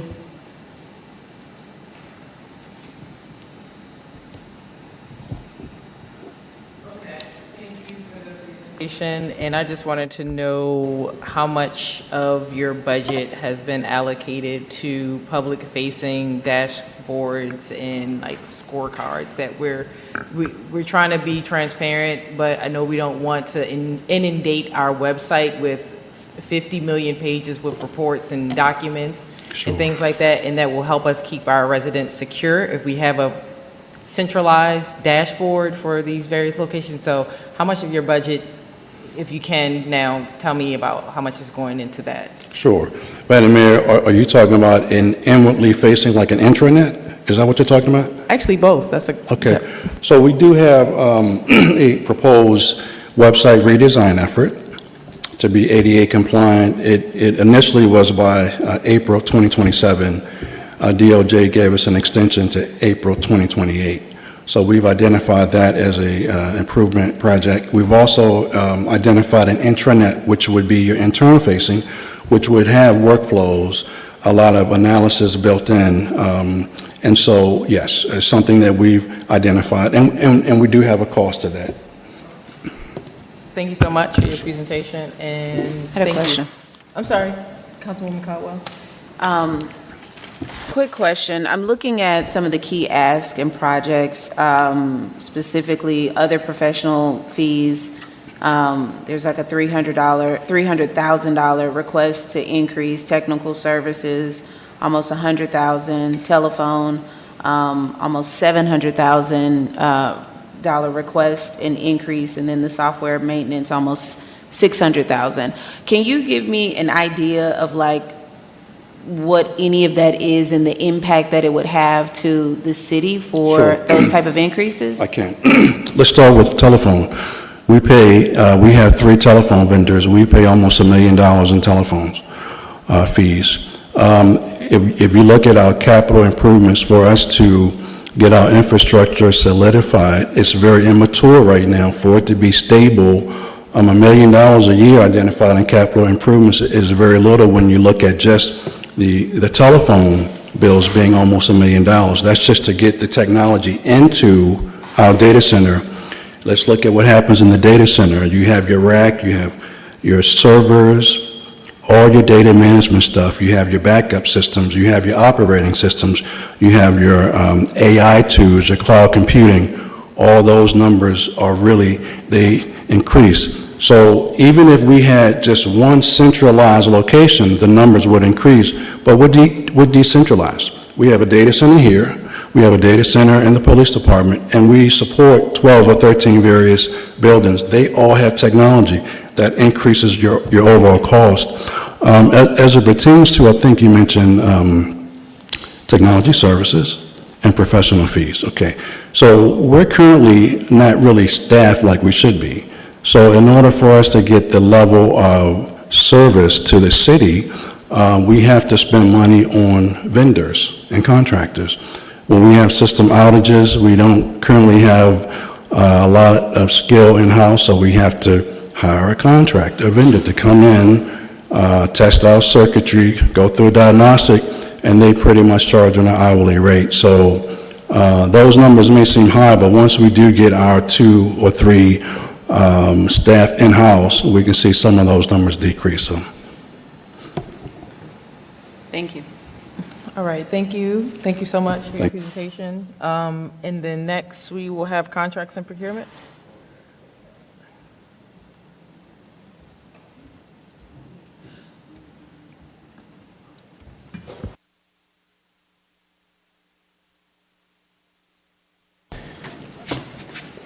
Good evening, Madam Mayor, Council, leadership.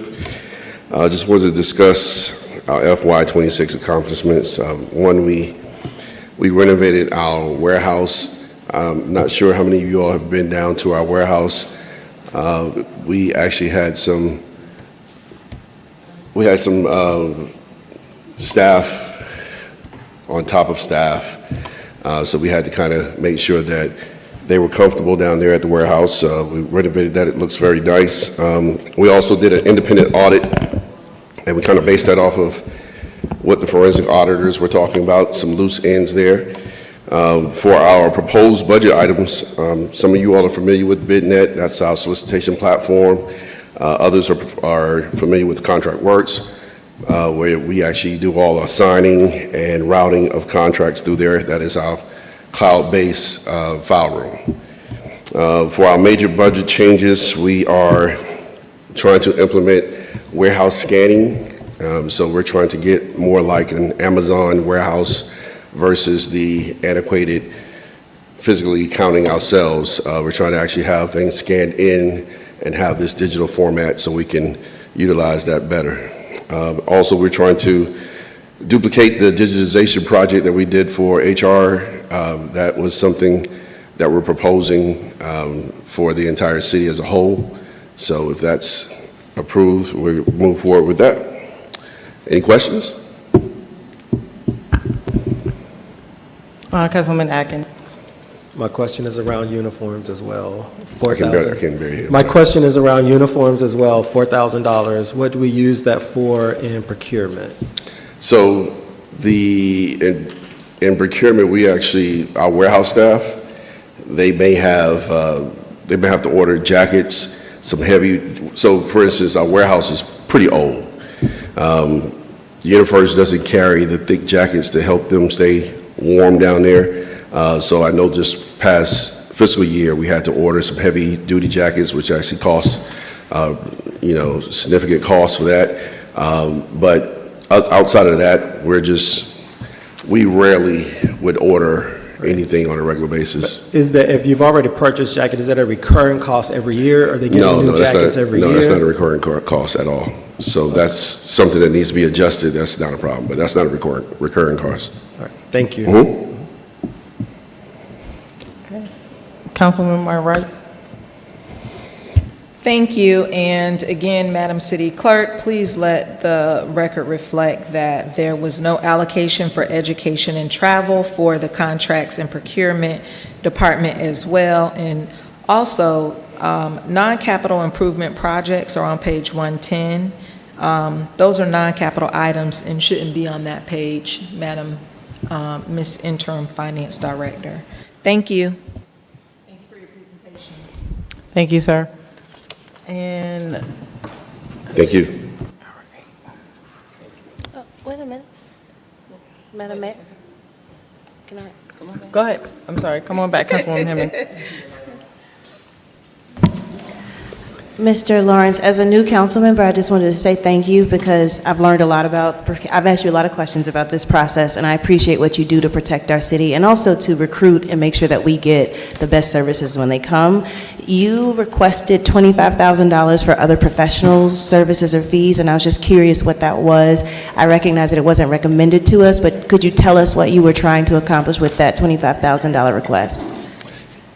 Yes, at the time, we were trying to add some other items for the BidNet platform, and there were several intricacies that goes with it, and we actually came to one part of it where it's like we're able to send the request for our evaluators. We're able to send them the emails through the BidNet platform so they can actually evaluate. So where we started off at that being a free item, and now we kind of taking it over, so that number will be adjusted as well.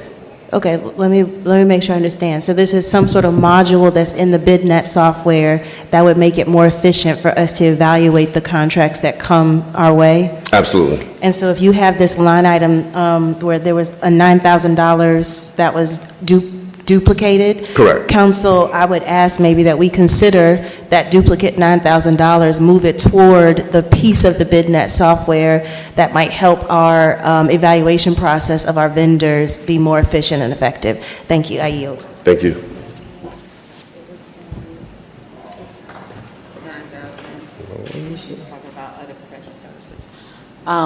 My question was somewhat on the same lines, mainly centered around challenges, if there was any major roadblocks that you experienced in FY26, how that's being addressed, or what is still outstanding that's not being addressed in FY27 that we need to be considering. I don't know if that's the BidNet piece, but is there anything else that we should know?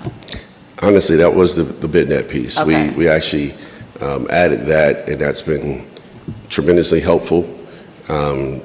At this point in time, we don't have any other major issues going on. Sooner or later, we'll be having some people transition and retirement within my department, so we'll be looking to replace those people, but nothing pressing. Okay, thank you. No, thank you. Thank you. Thank you for your presentation. All right. Who else is next? So, okay, thank you for the reminder, Councilwoman Caldwell. May I have, okay, so the Office of Equity and Inclusion.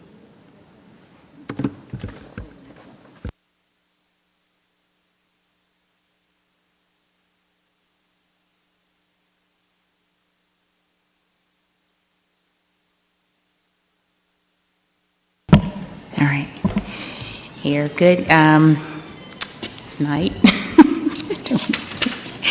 All right, I'm Yolanda, Community Social Services Manager for the Office of Equity, Inclusion, and Empowerment.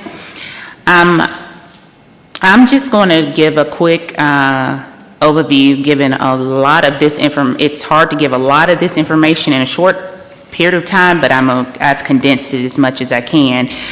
Just an executive summary, the Office of Equity, Inclusion, and Empowerment continues to address housing instability, economic hardship, workforce development needs, and financial literacy barriers through the Empowered by Getting Ahead framework, developed in response to the 2022 Community Needs Assessment. The program provides direct stabilization services, economic mobility planning, workforce development, and community education to the East Point residents.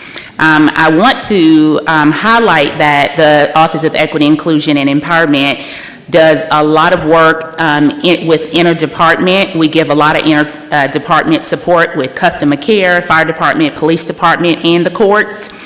FY26 accomplishments through our framework that was developed in '24.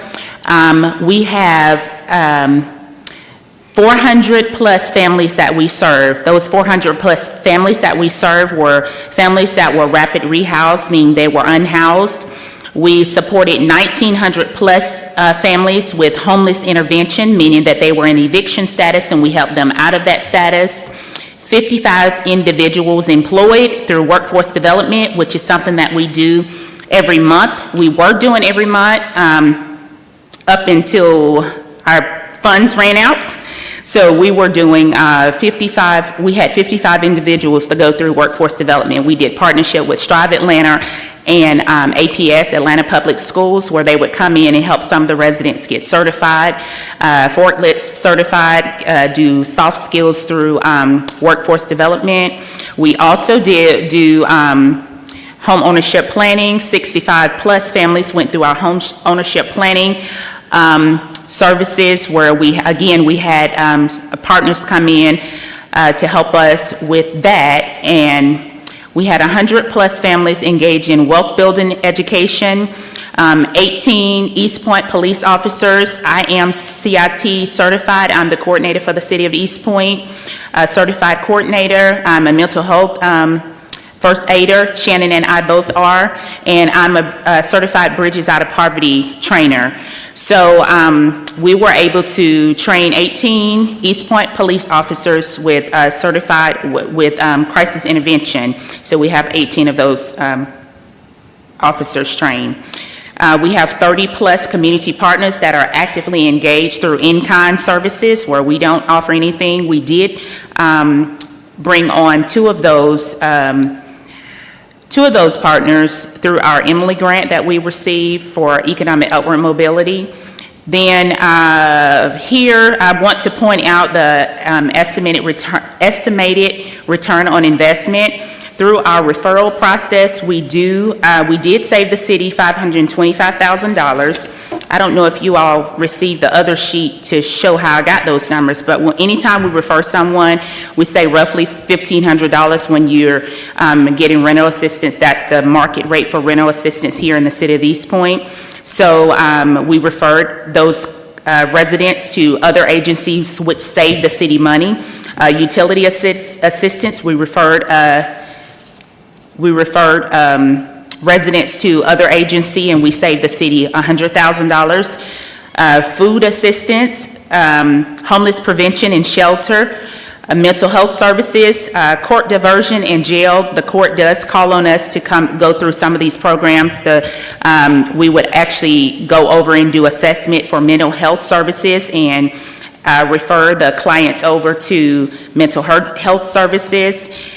And what we typically want to focus on mostly is our budget coming in. What we would ask for the budget for FY27 is to simply focus on Empowered by Getting Ahead, which is an economic upward mobility process for the residents, where we're focusing on more so on economic upward mobility, long-term goals versus short-term goals, not paying bills, but actually helping. If we are going to help people with bills, we're going to give them something that's give them longevity so that they're not having to rely on us coming back and forth for assistance all the time. I think my time is about to be up. So that would go, and then we will also implement money in for about 50 seniors for utility assistance. A lot of our seniors actually come to us for assistance, and we have to go out to other agencies to help them get utility assistance.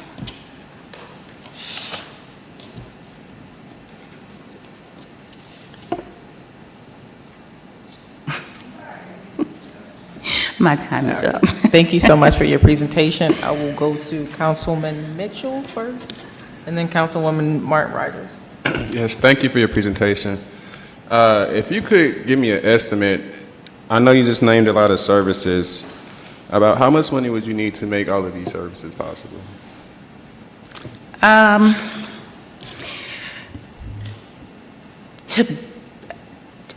What I've broken down is $225,000 to help with services for the residents, and that's with us moving toward an economic upward mobility approach versus what we've been doing when we had COVID funds that were extensive amount of money to help us with rental assistance, mortgage assistance, and utility. We don't have that now. And would that include salaries and everything you need to pay staff? No, that doesn't include salaries. That is just for services. Okay. If you had to give I guess, with everything included, what do you think that would come out to be? Well, that's kind of hard to say because I'm not sure exactly what those salaries would look like under the new administration. We're still operating under a salary from the last city manager. So I would definitely expect for us to get some sort of increase for the work that we do, but I would probably have to talk to the city manager to see what that looks like. Okay, all right, thank you. Thank you, and I'd like to say thank you so much for your presentation. You know that we have been given a budget in which, you know, this office, which does so much for the residents in East Point, has kind of been dispersed here and there without even bringing it forth to the full body of council.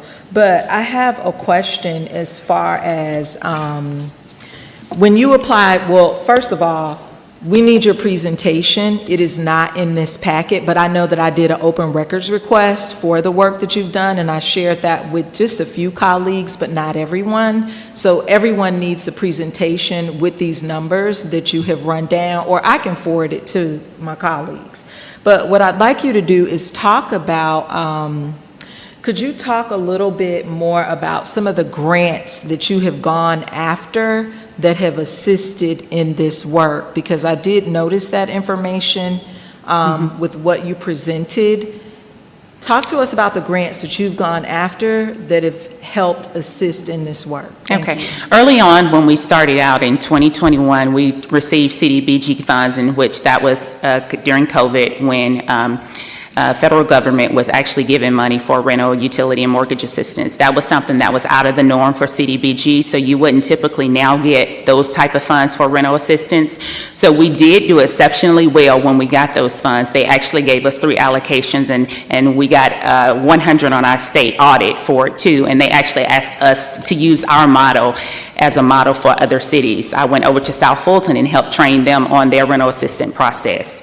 So that was a plus. And then too, we got ESG funding. I think we got over, I want to say $200 and something thousand in ESG funds during that time. That was probably going into 2022, 23. We got ESG funding, and then we also got the Emily Grant, which helped us build out our framework for economic upward mobility. And we had the ARPA funds, which that was something that was already in place when I came. So I don't think those funds are available anymore either for this type of work. That was like a one and done kind of thing. But there are other opportunities out there. I think the more that we get out in front of people and be able to show the work that we do, which we started building that momentum, the more work that we start to do and get in front of people, I think we'll have other opportunities, in which we did have that opportunity when we put on our work in front for the gala. We actually got a large audience. We had commissioners in here. 3 of our commissioners in the governor's office came here. So I was just at a meeting earlier today, and they asked us about our work, so, and the funding that we could go after for the work. So there are opportunities. It's just a matter of us having some sort of structure here to do that. I just want to add this. When you go after that funding, don't you have to have some sort of, hey, these are 4 people that work here. You can't be misplaced, or let's say you go over to the Economic Development Department, because I think that he just left from in front of us with the presentation. When you go after certain funding, does this need to be a legitimate division of the city, or can employees be in other areas of the city to get this funding? Yes, for the sake of the integrity of the city, yes. We actually have 2 pending opportunities now that's on hold because they got word that we wasn't going to have this department. So we are waiting to get those funds released, depending upon if we still have the department. And that's something that was ongoing from the gala. So yes, that is so. I would not want to put the city in that predicament when we marketed one thing and then we don't have it. So I just asked to pause until we figure out what we're going to do. Okay, thank you.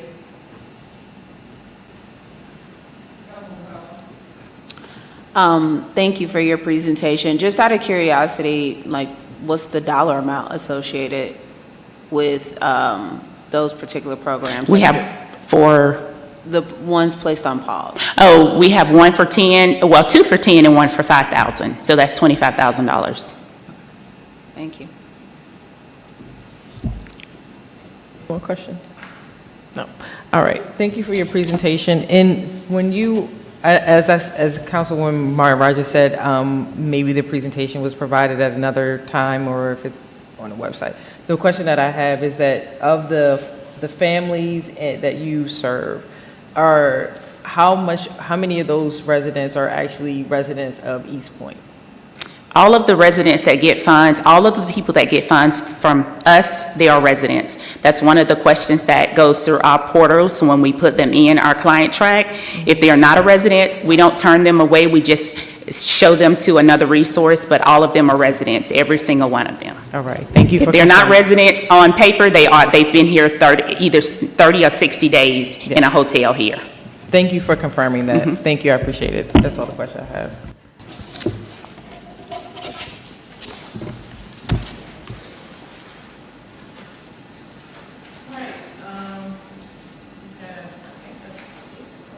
Nope, we have our direct report. So we can start with we're now in the direct report, so we can go with legal, clerk, and then we'll finalize with city manager. Who else is?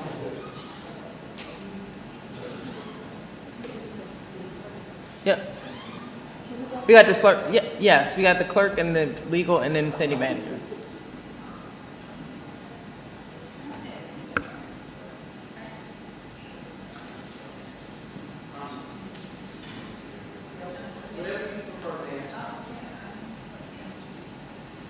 I just, go ahead.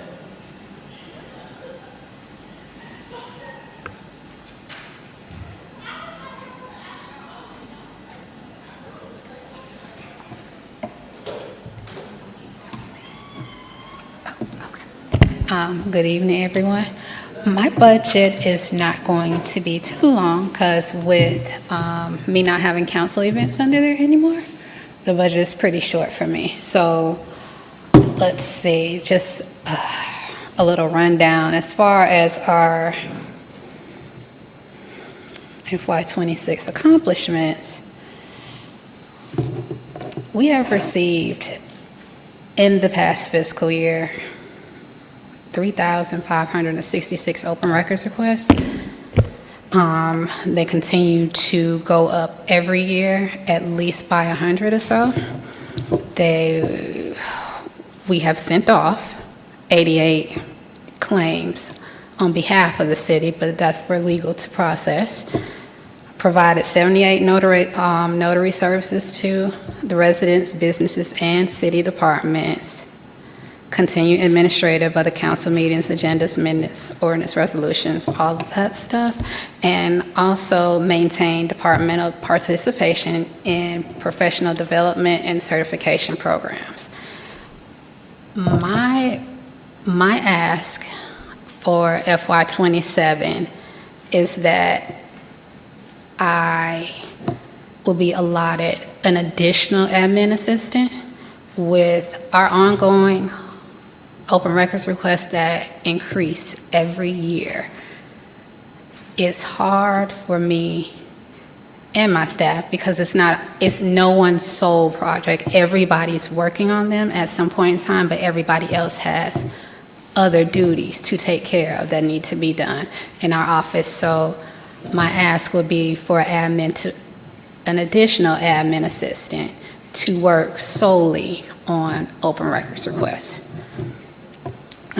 And as far as our travel and training, it's definitely important for our office. I have always made sure that our entire office goes through training. So at this point, Ms. Evans, our office manager, she will be having her clerk certification in September. So initially when the funding was gone, I told her, I said, I will pay out of my own pocket for you to go because you made it this far. Like, it's no way. And I just think it's important for all of us to have continuing training so that we can continue to learn, grow, and just get different ideas from different people in the same situations, but manage things differently. So, and outside of that, Ms. Millette is in the process of getting her international clerk's certification. The both of us just have to finish a couple more tests from our training we went to last month. And then I'll have my master's international clerk certification. So for us, certifications are training and travel is super important for us. Outside of that, that is it. Thank you for your presentation. Any questions? Councilwoman Hemming. Yes, I just wanted to make a statement, and then I'll ask a question. I'm blanking on the exact meeting, but this council voted to have a procurement process initiated so that we could do some evaluation of some of the challenges related to open records requests. The purpose, as I recall, was so that we could understand, like, if there were improvements that could be made, not just within your department, but also globally. Like we heard from the finance team today, that they have these T-SPLOS and MOST and other reports. If we could begin to make things more accessible and, you know, available to the community, it might counterbalance some of those challenges. So I would implore my colleagues to reconsider. We had appropriated money for that item, and it was never delivered to your office, as I understand it. And it's something that I think that this council should really consider in this FY27 budget. But to my question, I see the volume of your open records request, and one of the things that I've been curious about is what monetary strain, I would say. I'm trying to be careful the way that I word this, but as I understand it, the state sets levels around what would be charged for the time that is considered beyond a certain threshold. I hope I'm making sense here. So I see that there's a need for an additional administrative assistance, and I'm curious about what your current levels are related to recouping some of those dollars, so maybe we could use that funding to supplement and support this position. Does that, it's a statement / question, but hopefully you have a response, a reaction.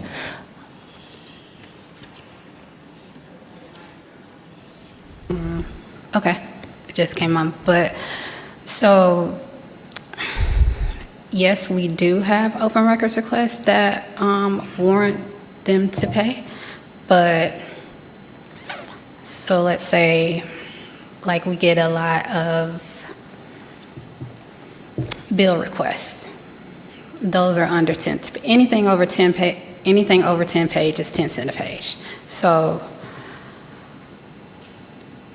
the majority that we get is not over 10 cents a page, but say when I get email requests and extensive requests that ask for a lot of information, they'll be charged during that time. Yeah, I think that I would hope that council would consider ways to support your office getting the resources you need, and importantly, thinking beyond your own department. But you mentioned email requests, and I know as a council member, I get, lots of open records requests from my emails. I wish I could just publish them all, because I don't have anything to hide. So I think one of the concerns that I have is around not just what it costs your office in time, but also then what it costs the other departments. So I think as we're thinking about FY27, one of the things that I really, really hope council considers is to bring someone outside to do an audit of the types of requests that you all are getting, and then also ways that we can get ahead of some of those requests by making the information more available to the public. So I really do thank you all for all that you do, and I hope council will support your office in a strategic way moving forward. Councilman Mitchell. Yes, thank you for your presentation. I just wanted to mention that last time this subject came up, a request was made that, or it was said that, well, she has to ask for it, or it's not in the budget. So, and I believe, especially when open records came up this last time, she might not have had the same assistance as she did in previous years. So we know things like open records are strictly watched by the state and the AG and things of that nature. So I think this is one thing she did come and ask us for, so we should consider this so we won't run into these issues in the future. Thank you. Yes, thank you, Madam Mayor, and thank you, Ms. McCullough, for your presentation. My question is around, in terms of making sure that you're able to respond. I know that you asked for a human resource to respond to open records, but are there some technology, is there any technology that your office does not have that would help make this operation more efficient, particularly as it relates to open records requests? Now, our system that we use is Just FOIA, and because we send messages straight through Just FOIA to all the departments. All the departments are in there, or even the individuals that work on certain open records requests in each department. Like, we can easily reach out, they respond back, and then even though we're responding in the system, it comes in the system, but it also goes to our actual email as well. So we'll see that in the event I'm not in the app, and I'm in the email. Like, you can still see it both ways. So it's a very, the software we use is good. It's just the amount that we get. Our amount just, it increases every year. It has since I've been working here. Right, thank you. You're welcome. And I see that you've got here bereavement. I think that you've addressed the uniform piece. You sent an email out about that, but I saw bereavement twice in two different places in the budget, and I could address it. Yours is $4,000 for flowers. City manager's office is $500, so that's a total combined of $4,500. And I'm trying to figure out, are we sending from various offices, or is there one central place when we're sending flowers so there's not duplicates? I just know that anytime something. I didn't put that in there, so. Yeah, okay, all right, and that wasn't put in there, hear wasn't put in by our department, but not that amount. So the but $4,000 could come out? That's, Yeah, we send flowers for bereavement, but that comes from our other professional fees. So just like the city manager, we probably only send maybe $500, $200 worth of flowers, and that comes from our personal other professional fees. So I've entered the budget, so I'm personally not aware of why it is $4,000. I didn't put that in there because it comes from our other professional fees. Okay, thank you. No problem. Okay, thank you for your presentation. So if a resident, council member, or a resident wanted to determine the status of a motion, directive, appointment, agenda item, council action from the last 6 months, what system exists today to quickly and accurately locate that information? So our agenda system, Minute Track, is just it's actually easier to do it after the minutes have already been approved. So I will and it's on the website, on the main page, you go to agendas and minutes, and I just type in the search. Okay, thank you. Councilwoman Martin Rogers? Yes, and what I wanted to, and someone's going to have to let this reflect, that travel and training for your office is also $0, which I have a concern with, but I would like for council to consider maybe 2 people for open records requests because of the sheer volume. And as I did research on this, you're going to need probably 2 additional human resources in your office. But what really concerned me, and I want to go on public record with this, is that election amount needs to be increased. I was able to contact someone with the Fulton County elections, and $50,000 is not going to cover next year's election. I think she gave me 2 amounts. One was a little over $72,000, and the other one might have been at $50,000. She said that she contacted and sent the information to the interim finance director, but I just wanted to go on record to say that $50K for elections is not going to work, Mayor and Council. It costs much more than that to run an election in East Point. And I can forward you the email from the Fulton County Elections Office. But she did say that someone else from the city of East Point had asked about the amount. So I'm thinking that it was probably you, Mrs. Cartwright? Yes, that's right. Okay. Councilmember. But she put for October or November FY27. That's what the email shows, so that's why. Okay, well, I just know that there is an election next year, so just wanted to put that on the record. Thank you so much, Ms. Next Cartwright. fiscal year or next calendar year? Because unless we're talking about an election in March or spring or something, we're in another fiscal year. Am I understanding that? Yeah, the next fiscal year. I'll send it to you. Thank you. Yes, I would like to give my question to Councilmember Hemmings. Thank you, Councilmember Caldwell. I have a question. It wasn't in your paperwork, but I also know that your department manages the council and committees budget, which is 11110. Could you talk a little bit about do you need a minute to go get it? Okay, thank you, Ms. Evans. Could you talk a little bit about what that $70,000 are for, and if there are any funds that then would support the the boards, authorities, and commissions, their operation of the boards, authorities, and commissions. So are you asking for council's full other professional fees? Yes. That is listed? It's the one it's called City Council and Committees. It's Department 1110. It's where the big events budget used to live, where they no longer live. Okay, so if I'm being truthful, we no longer have access to those accounts.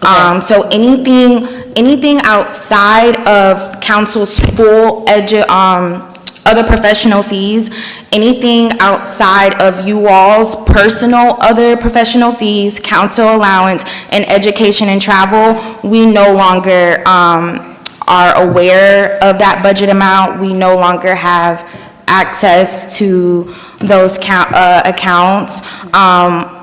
I know that the funds did get moved to the city manager's account. So when Martin Rogers does her Ward D, Councilmember Caldwell does their Ward D events, those, because that was an initiative, those do come from that. But what you're referring to, unfortunately, we no longer have the knowledge of that. We just know council's full other professional fees, and then everyone's individual other professional fees, everyone's individual education and travel, everyone's individual council allowance, and that's it. Colleagues, we just should consider, we're presented with a budget that is Department 1110, that includes $70,971 in purchase services on behalf of council. So I think, colleagues, we should know what that funding is for, and importantly, if it can support some of the activities in your office, or if it could support the implementation of our boards, authorities, and commissions, we should do that. So I'd like us to consider what that money is for and what's being asked of the city. I yield. Thank you. Anyone? Oh, Councilwoman Martin Rogers. I was simply going to ask Councilmember Hemming, what page was that you're referring to? Page 35? And we can also let the record reflect that I have made requests that we have an itemization of council's events, or not their events, but their initiatives, a breakdown of what everyone is doing. So I think that would help alleviate your question for, or you're saying the professional services? Oh, purchase services, yes. I've asked for an itemized breakdown of the initiatives of council members. So I just wanted the record to reflect that. It's not for information from you, but I have asked and requested that information. Thank you.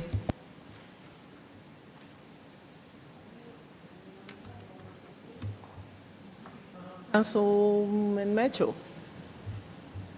Yes, thank you. I think you just explained what purchase services was. I know that was the question I had last time, but you're saying it's used for like meetings, and is that kind of what you just were explaining? I've never heard of the line item purchase services. I've never seen that. I've been an office manager for about 2 years now. I basically handle all the funds. I've never seen a line item with that name. I think that was kind of my concern last time. There was a couple of things that were not defined. I know I brought some of these things up in our budget and finance meeting. And when we go, we actually look it up. I know there's an index with definitions, and that's why before, we start taking things out of our budget, I think it's really important to define what these things are used for, if that makes sense. No, that definitely does make sense, but that's like not in our department. We just handle council's big other professional fees. The purchase for $70,000, I'm not aware of what that is. That could be something that now falls under the city manager's office. I'm not sure, but That's just not a line item that the city clerk's office has had, even when we did have council up under us. Okay. Maybe Ms. Cartwright, you can shine some light on what that was intended for? I'm sorry. So I just wanted to give some clarification, and I do recognize that the itemization needs to be changed for the council committees and the council and mayor, but I just wanted to address purchase services. So what those are is like subsections, so it houses like all the professional services underneath that, or you might see personnel services, so you'll see salaries, overtime, they'll all be bundled up. So that's what purchase services is. It's not actually a GL line. So I'll detail line that and itemize it so that you can Okay, see yeah, that would be helpful, just so once we're going through the budget now, we're trying to make these type of decisions. It'll just, I think, be important for us to know exactly what that is. Absolutely. All right, thank you. You're welcome.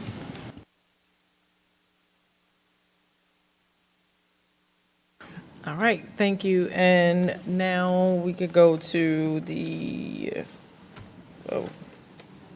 legal, and then finish up with the city manager's office. Thank you, Madam Mayor. Good evening, City Council. With me is Elisa Edmonds, who's been with the legal department much longer than I have, who's going to assist with this presentation. You should have received the budget development worksheet that includes the items that were requested via the motion. I guess that was a couple of weeks ago. Accomplishments are listed there. They're pretty self-explanatory. One thing I would add is that the City Attorney's Office has had presence at the International Municipal Lawyers Association Conference, GMA, and also the City County Attorney Conference that are held annually.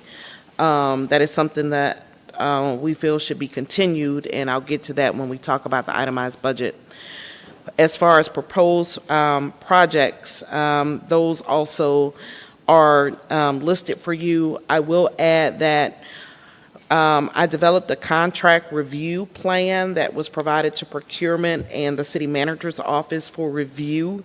And so it is something that I want to roll out to the departments for how contracts need to, or how contracts will be reviewed by the city attorney's office, and the items for which they need to present for effective and efficient contract review.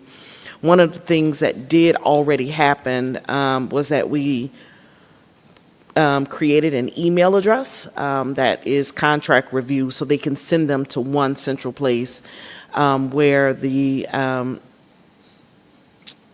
myself, well, just really all the people in the office get it, so they won't get lost in the bigger email. We've also done that under accomplishments for invoices from outside counsel. We've done that also for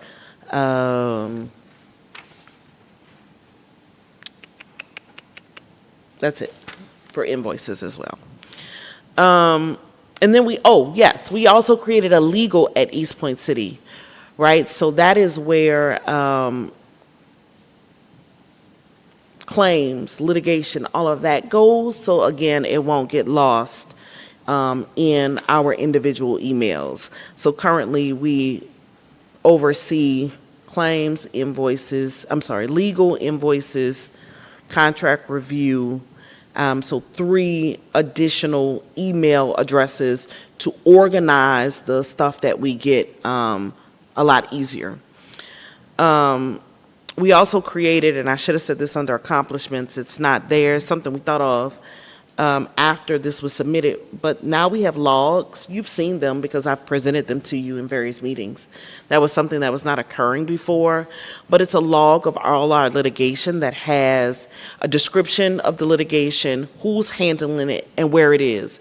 It's something we go over probably every 2 weeks, because litigation, as you know, is very much so time-driven. So we want to make sure that we're up to date on any deadlines, or that the outside counsel who is assigned to those cases, 1, are keeping up with those deadlines, and then 2, that their invoices are matching what they said they did, to be better overseer of the funds that we're paying to those firms. And then we have a similar log for EEOC claims, for anti-litems, and then the claims that come through the city clerk's office, which she's already spoken about. When you get to the major changes from FY26 to FY27, there are some changes that we want to highlight. One is you'll see in red are the city manager's changes, but one of other legal costs, that one was reduced to $5,000. Let me check my other sheet, which is not heartburn. Where we have heartburn is the dues and fees. We initially asked for $1,000. It was reduced to $500, which doesn't accommodate for an assistant city attorney. Salaries is another big one. The budget for salaries was reduced to $219,403. That would only leave $87,000 to cover an attorney, an assistant city attorney. And that's just not enough. The other area for concern was, we talked about this with the other departments, education and travel. You know, we do have a legal requirement for the professional staff to receive so many bar hours now the law just changed, the Georgia State Bar just changed the law. Now we have to comply every 2 years with our CLEs. And bar dues obviously would need to reflect 2 attorneys, because the goal is to hire the second assistant, not the second assistant, the second attorney who will serve as the assistant. The areas where claims, and just so you know, the way the budget is set up is that every time there's a claim or litigation that is for a particular department, it comes from that department's line item within our department. Does that make sense? And so the areas where it's been reduced from 50 to 40,000, that's not an issue, but I do want to bring up the recommendation to reduce the city council one for the next fiscal year down to 50,000. I can't go into detail, but there are some cases that we can't, potentially. We just don't know the outcome, right? So it's hard to say where you can reduce those, because we're going to have stuff that are coming to hatch in the next few months. Did I miss anything? Oh, last thing. There was a recommendation about 50 worse coming under legal. While there's no objection to that, and obviously whatever y'all decide will be handled, that will need a bigger conversation about how it's been handled and the expectation of how it should be handled going forward. Initially, there was an attempt to try to tackle 50 worse, and I had given a PowerPoint presentation and had a number of conversations with staff, including, what is his name? Jasmine, one, and then, what's the economic development gentleman's? Thank you, Frank. We have had a lot of conversations about what a well-run 50 worst department would look like.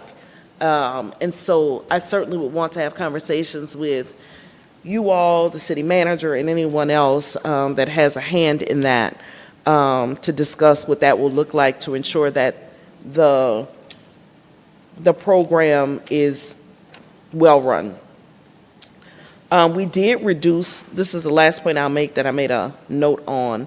We did reduce legal research costs. That's something you guys approved earlier this year with our LexisNexis legal research tool, where we research cases and statutes. That's all.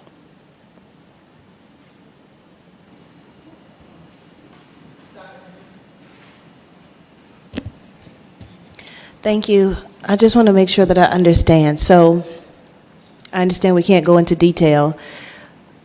How can we then drive down in future budgets? Maybe we can't do it right now, but how can we drive down these claims budgets? And maybe this is a normal amount for our city our size with the types of departments we have, but I do get heartburn, and I recognize I'm a new council member, but I do get heartburn seeing these claims budgets, because for me, if there's someone that is able to make a claim against a city, it means that we have probably failed in doing something we were supposed to do, because they had to have cause to be suing us. I don't know. But is there a way for us to drive these things down in FY27, so when we get to FY28, we don't have to have these very large claims buckets? So first, let me say that every claim, every ante-litem, every litigation does not have merit, right? Okay. Some people file stuff just because Mr. King, right, wants $10 billion, right? I mean, but there's time spent to defend meritless claims. I see. Right? And you don't know they're meritless until you get into the nitty-gritty discovery, maybe some motion practice, to know that this claim, this litigation, right, we do have the better of the argument, but that's not free, right? It's never free, but we have reduced costs by handling more stuff in-house as opposed to sending it out. So you can reduce those claims buckets that way. Secondly, some of the claims that are not meritless are going to happen regardless, right? Accidents, for instance. No one intends to have an accident, but they happen. And so that's something that we just will not get away from. However, training that goes along with the job descriptions, right, whether it's a driver in the police department, fire department, or any of the departments where we have drivers, is a good way to assist in reducing those claim numbers. For some other claims, it may be training on management, training on labor and employment type issues. You heard Ms. Jessie talk about training on sexual harassment, training on ADA stuff. Like that kind of stuff can assist in reducing claims. And then you got the bucket of just behaviors and actions of individuals that cost us money. And that's something that training could help or not. Thank you. I'd like to see continued collaboration between you and the city manager to come up with approaches that can help us reduce where we can. And I also just want to appreciate and acknowledge you, the city clerk, and the city manager's office for leading our first council onboarding training. We went over parliamentary procedure. We went over a lot. And it meant a lot to me that you all supported it and took it seriously. And I look forward to future ones that you all host. So thank you for your efforts. You're welcome. Councilwoman Caldwell? And then Thank you for your presentation. Ms. Cartwright, if you have a second, I'm not sure if you have the budget pulled up, but this is going to be on page 102 to 103. I just want to make sure I'm looking at this right.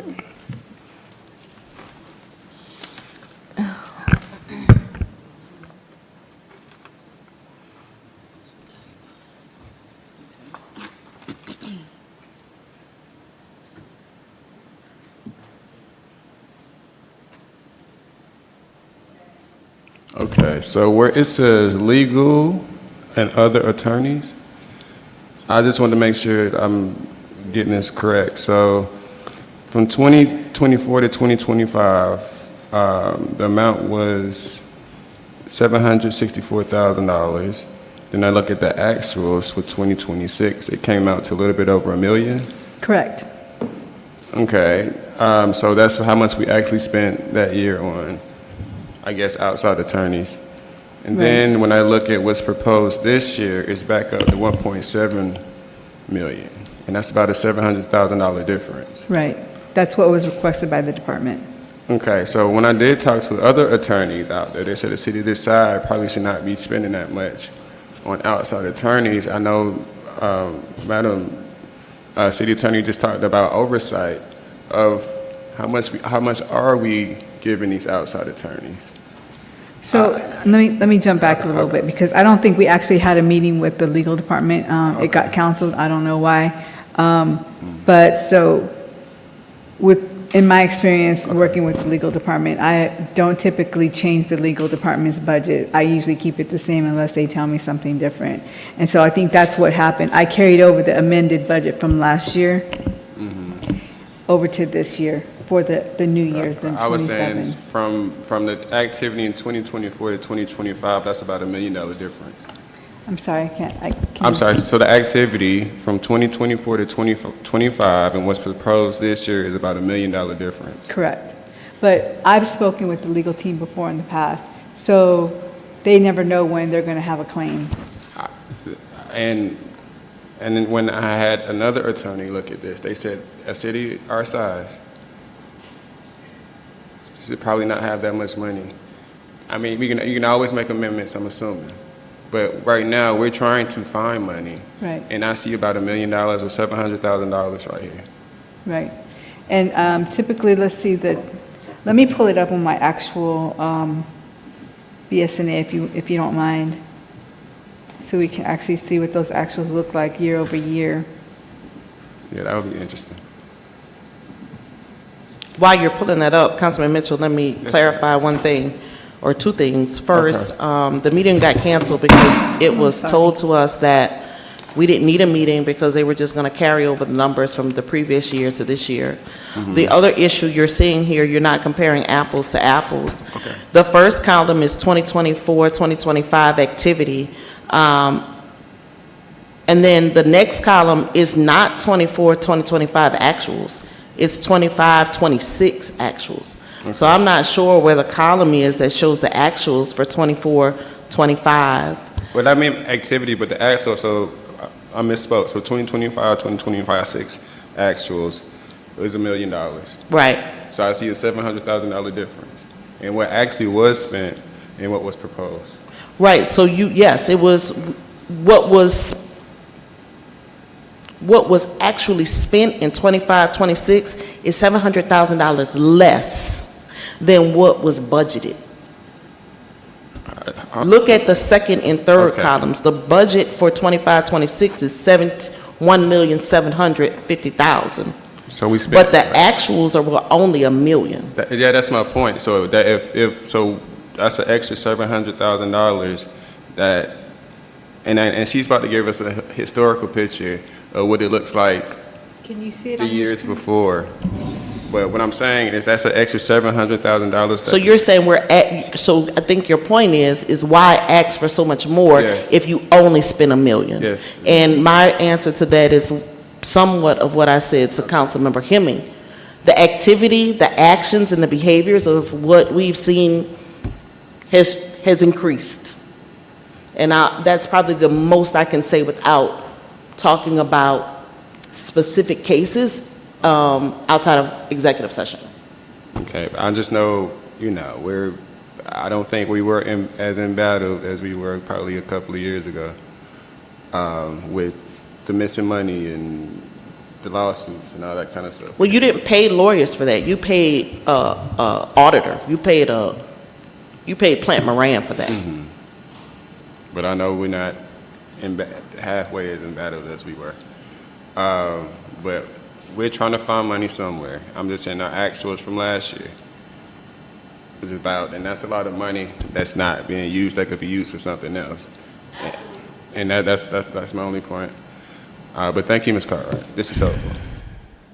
And if I may, just for the record, I know we talked about salaries a moment ago. The 219 that's in there actually is for the 3 positions, including the assistant city attorney. I just used the past salaries for that. So I just wanted to just clarify that for you. So the 219, oh, you know what? Because we had Joshua making something different, so you. Gotcha, okay, all right. I just wanted to make sure. You got it. Okay.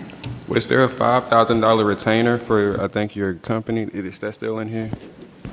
Oh, I don't have a retainer. Oh, okay. No, I get paid the same amount every month, regardless I thought of it hours was the worked. salary, then it was $5,000 to retain. Where are you seeing that? No, I mean when we made the original motion for your salary. No, originally, when it was interim, it was $15,000 a month. When it became Okay. permanent, it went up an additional 5 to 20. You also went up on the solicitor from 5,000 to 10,000. So each of your direct reports got an additional 5,000 when you went from interim, not you specifically, but the council went from interim to permanent. Okay, thank you for clearing that up. Thank you. Councilman Atkins. Yes, thank you. Madam City Attorney, you just mentioned something, and I just wanted to get clarification because it's one of my notes. Okay. You had made a comment about the salary amount, and when I looked at it, it looked like what was requested was also budgeted, but it sounds like there was a conversation, and so She are we- confirmed that it's correct. Okay, so I can scratch that off of my Yes. notes. Okay, all right, thank you.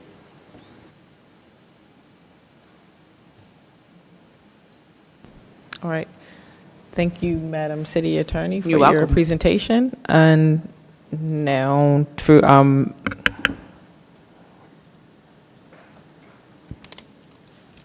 Mr. City Manager. Thank you, Mayor, City Council. So I guess one of the good things about going last is I get to respond to some of the notes that I've taken just as a reminder. So just wanted to remind council that we had some conversations about the pool cash system, and it was in the Q&A section. I just wanted to remind council that the city has, under the emergency procurement motion that was passed, hired Plant Moran to conduct a review of our pool cash system, and they are working on that. There was a slight chance that they may have been ready for a presentation tonight, but they weren't able to pull it all together. There was a vast amount of information that they asked staff to respond to, and we got that to them this weekend. They was hoping to have it Friday. We got it to them Saturday, and it was kind of an aggressive timeline, so they weren't able to get it, but I'm confident that it will be coming soon. I think I covered the unique challenge with FTEs and the human resource module. Also wanted to just clarify that Evergreen study was a two-phase study, and so a number that was presented as more for the total study was more upward of $3 million. But that is an ongoing cost. So just because we pay for the initial salary increases, those salary increases aren't taken away. They're just grown from year to year with cost of living adjustments added to those. So that's an ongoing expense. This is probably the first year where we actually get to see the differences in the salary lines because we approved that last year, phase 2. Also, I think we talked about the police department and the draft audit strategy, and I think I then can get into the accomplishments for our major accomplishments for 2026. So for the city manager's office, obviously there's been a lot of attention and a lot of focus on improving our financial stewardship, advancing economic development initiatives, and building long-term operational capacities. And we certainly have been focused in those areas. I think one of the first things that's very noticeable as an accomplishment is working with our revenue enhancement through managing our treasury. So the city manager's office had led restructuring our municipal banking account classifications, transitioning it from a small business banking structure to a corporate treasury management model. And this is being able to, even though we just did it in February, we've gotten very good monthly increases in our interest. And might sound a little crazy looking back at it now, but we're getting around $3,000 interest a month, and now that is changed into more like $60,000 dollars of interest. Now, this does not include an investment model or a change in our investments. This is literally just restructuring our banking. But what we do need to do is, as we move forward, is looking at an investment policy. So there are some enhancements, revenue enhancements that City Manager's Office will be leading in our, once we get this budget passed, that will also enhance our ability to have better revenue projections mid-year. But moving on, also, I think, and I didn't put this in here, but just surviving my first 60, 90 days, because when I first arrived here, there was no deputy city manager, there was no assistant city manager. Literally, HR director was doubling as city manager. And so getting here, getting on the ground, moving, it was very understaffed in the city manager's office, and it was very happy, although we have some health challenges that we're working through, to have a fully employed city manager's office. And I've been told that that's been the first time in quite some time. So one of the things that's been talked about is oh goodness, what is that? The road, what are driving, the driving allowance that the city manager's office gets. Thank you. Been on the road. But in recruiting at top executives, and I think we have top executives, a car allowance is kind of an established thing. And so although I couldn't offer a car allowance at the time of hire, I did promise that I would attempt to get car allowances for my top executives. And as you know, there's a pretty large number of ward meetings, a number of constituent services, and a number of meetings, neighborhood meetings that happens in our city. And so my team's been tackling those, and my attempt to the car allowance is not just the city manager, it's the city manager's office. And I wanted to have roughly $250 car allowance, which would be half of what the city manager gets, to provide for the assistant city manager and the deputy city manager. So just to clarify that, that's, and we talked about how to get and keep good people. Those are one of those kind of small things that we can do for executives that are used to having those type of benefits. Moving on, we've been talking about the 50 Worst program. So certainly there's been a reboot. So I know there's some new council members, but we literally have had this conversation before with the last council. And at that time, legal was looking at where it made sense for this program to be. We worked with the legal department in examining the things that needed to happen for a program of this nature. There's staff people that are appointed from the city manager's office for this program. And so it was clear to have the type of operational responsiveness for this program to be successful that it really should, and was more appropriate in the city manager's office. And so from that standpoint, we literally basically did a reboot. And so that included, there was a number, previous city attorney, there was a number of cases and issues that had a number of challenges in them, missing documents, missing data, cases that were in limbo in the courts, and city manager's staff has been working diligently to get that cleaned up. And so while it may not appear that there's been a lot of work on the outside, there's been considerable work on the inside to get to the point where we can start focusing on the outside. And so I would just pushback from the notion of moving that after so much hard work has gone into getting us to the point to be even able to start moving forward. But that's been a major accomplishment. The Commons project has also been one of those challenging projects, and we've made some pretty substantial progress in those areas. Certainly one of the things that was very identifiable when I first heard about the project is that we didn't have full site control. And so as of July 9th, we have a closing date that is set to close on the last piece of property there. Oh,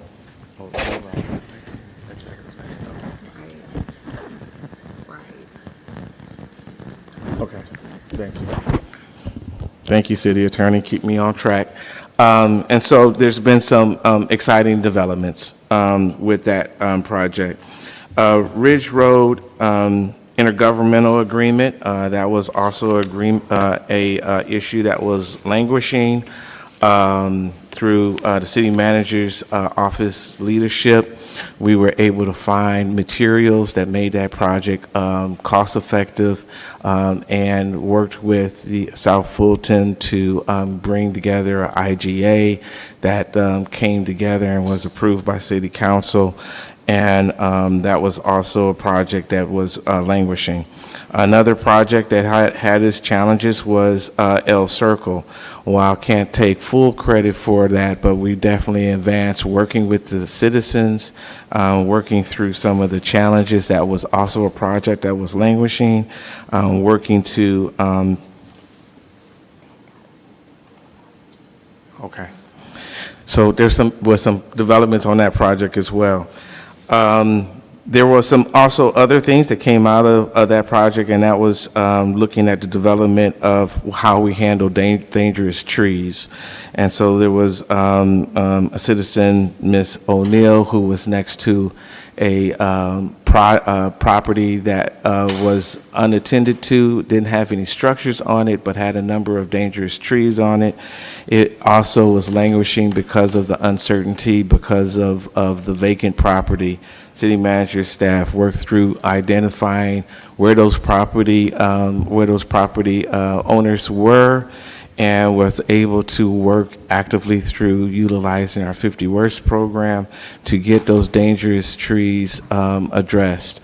And also provided a framework, although we also now have state funding and state grants that also help in this area. We also brought Power, and Power talked a little bit about their aggressive nature on trees and taking down those. We've consolidated a number of different areas to address this issue, which had been languishing for some time. Strengthening internal accounting controls and vendor management. Obviously, we went through the forensic audit, and there was a number of things that were addressed in that process that ultimately ended with significant changes in how we look at our internal controls and modeling that, and that's an ongoing process, but there is definitely progress that has been made.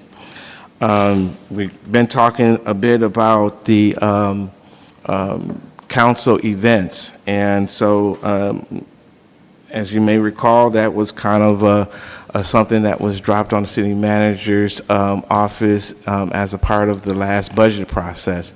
Didn't necessarily mean we were all prepared for that, because if you recall, that kind of happened that evening. But I think staff has done very good in managing something that we initially didn't have planned on our agenda, and in some cases we worked with coordinating that through sources that were more familiar, like economic development, like other departments, but there are some that squarely fell on the city manager's staff. And one of those things were the Martin Luther King Day of Service, which by most accounts was an outstanding event. And so that definitely was an accomplishment that staff was able to pull that together and pull it at the quality that it was able to be delivered. Another thing was really utilizing and strengthening our partnerships with both the Building Authority of East Point, BIDA, and our Downtown Development Authority, also known as the DDA. We've worked with BIDA to structure having our facade grant program continue on. As you remember, those funds were funded with ARPA dollars that was allowable with those federal funds, but opened up some challenges with gratuity issues for the city to continue. So working through BIDA to be able to continue that well-received program was important. We also have done things with our Downtown Development Authority, which hadn't done before, even though it's kind of a small amount in the grand scheme of things, but it did create a path moving forward on working together with our Downtown Development Authority, and we did that with the small business assistance impacted from the streetscape work. As far as major changes, I think the one thing, and there's a number, but I think the one thing, and it also answers some of the questions that have been asked earlier about some of the efficiencies that we can bring to some of our challenge, at least perspectives, perceptions in some of our departments. And Lean Sigma 6 process mapping is a workflow analysis that I've identified mostly in our other professional services to be focused on our community development department. We've talked about permits, and certainly we want to have a business-friendly community and ready-to-work community. So making sure that those processes make sense, that they make sense for the businesses and the people who use them, that will help. Our information technology services is another area that I believe process mapping will also help in our workflow analysis. And our customer care division, while getting some really positive things as of late, I think it also will do very well to have process mapping. So those things is kind of the marquee thing, and I think it's going to make a big difference. And I've also certainly been talking about priority-based budgeting. I think we've done great for the first time out of the box, but budgeting is an evolutionary process. And so I think that we'll continue to work to make a more expansive budget conversation, including more citizen opportunities to participate and help even work with us on budget preparation and budget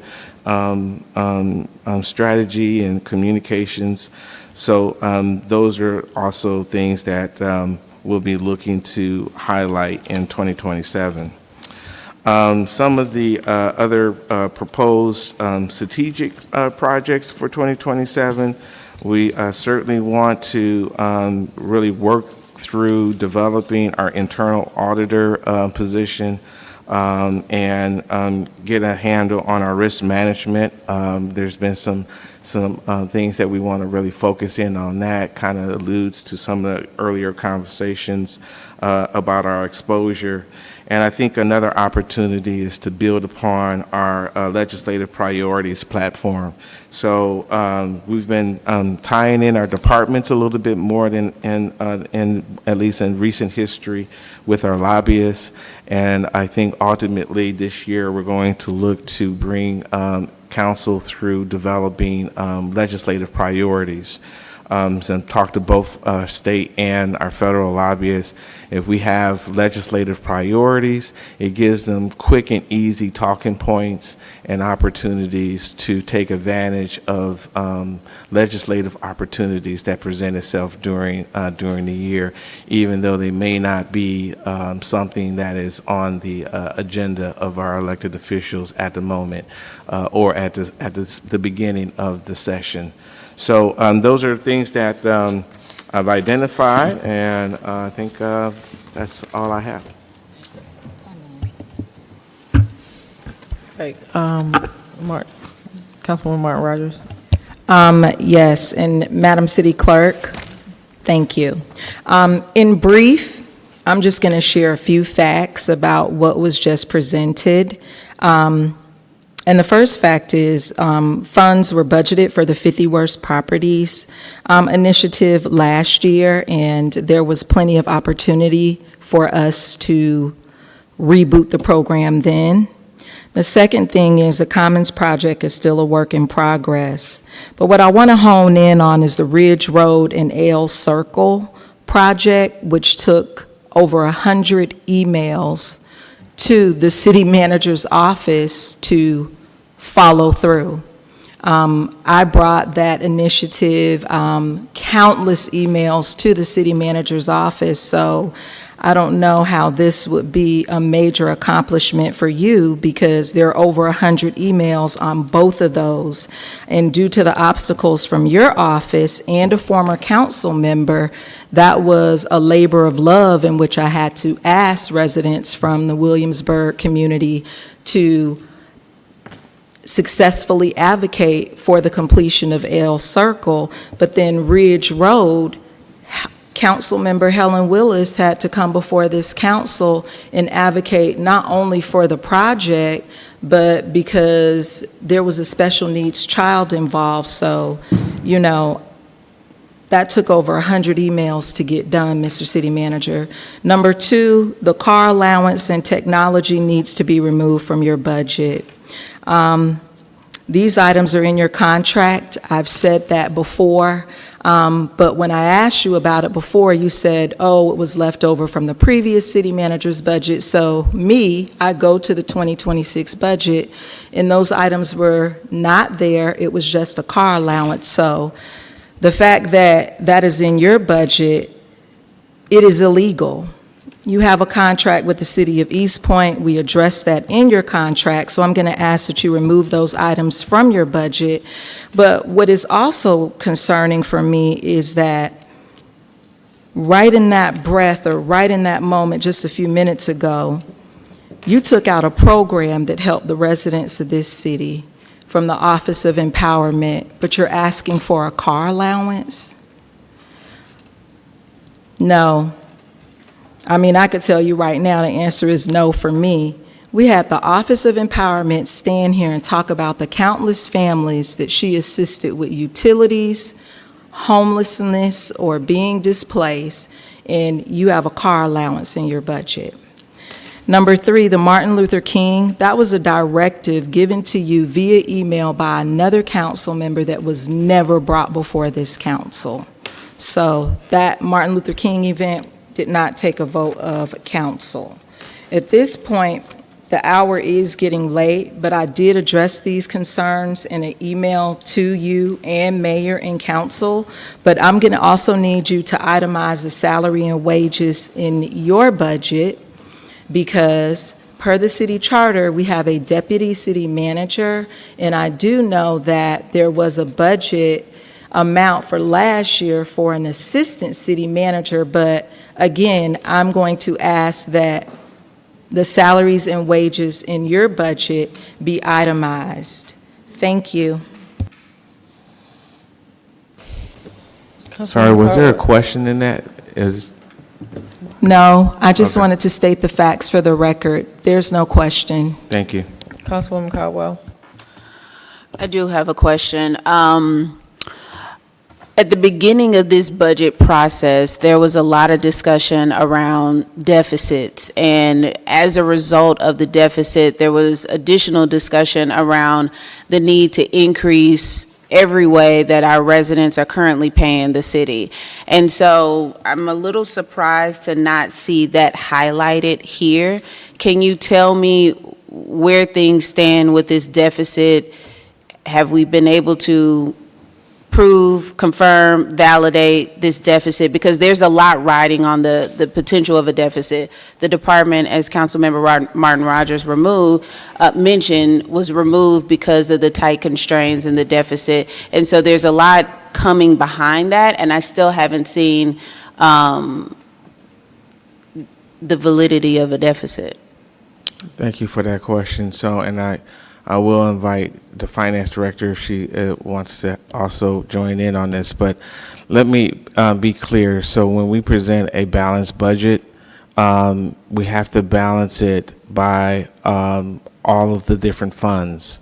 So electric fund is not balanced. It needs to have a MCT, which is what we had prepared, a MCT transfer to balance the budget. Since that is a power, we can't just easily throw in general fund, because general fund is covering all the other particularly non-enterprise funds within the city. And so the general, I think there was a general consensus that there was a lot of talk about a deficit early on. I think I explained that about the capital projects that the finance department and city manager received initially from all of our departments. I think you understand that part, right? That's where we received over $27 million of capital improvements that we were trying to get paid for in 1 year. And so after looking at the projections, right, the revenue projections for the city, we realized there was an imbalance of actual compared to actual projections. So we talked through that several times. I'm assuming you follow that. Okay, you're saying no, so let me help with that. So whenever you look at the chart that's in the city manager's message, there's a chart in there that has the last 10 years of projections. Some of them that you'll see, there's a column that says projected revenues. You'll see actual revenues, you'll see projected budget, you'll see actual budget. So if you look at that with any detail, you'll notice that the projected revenues are nowhere close to any actual revenues.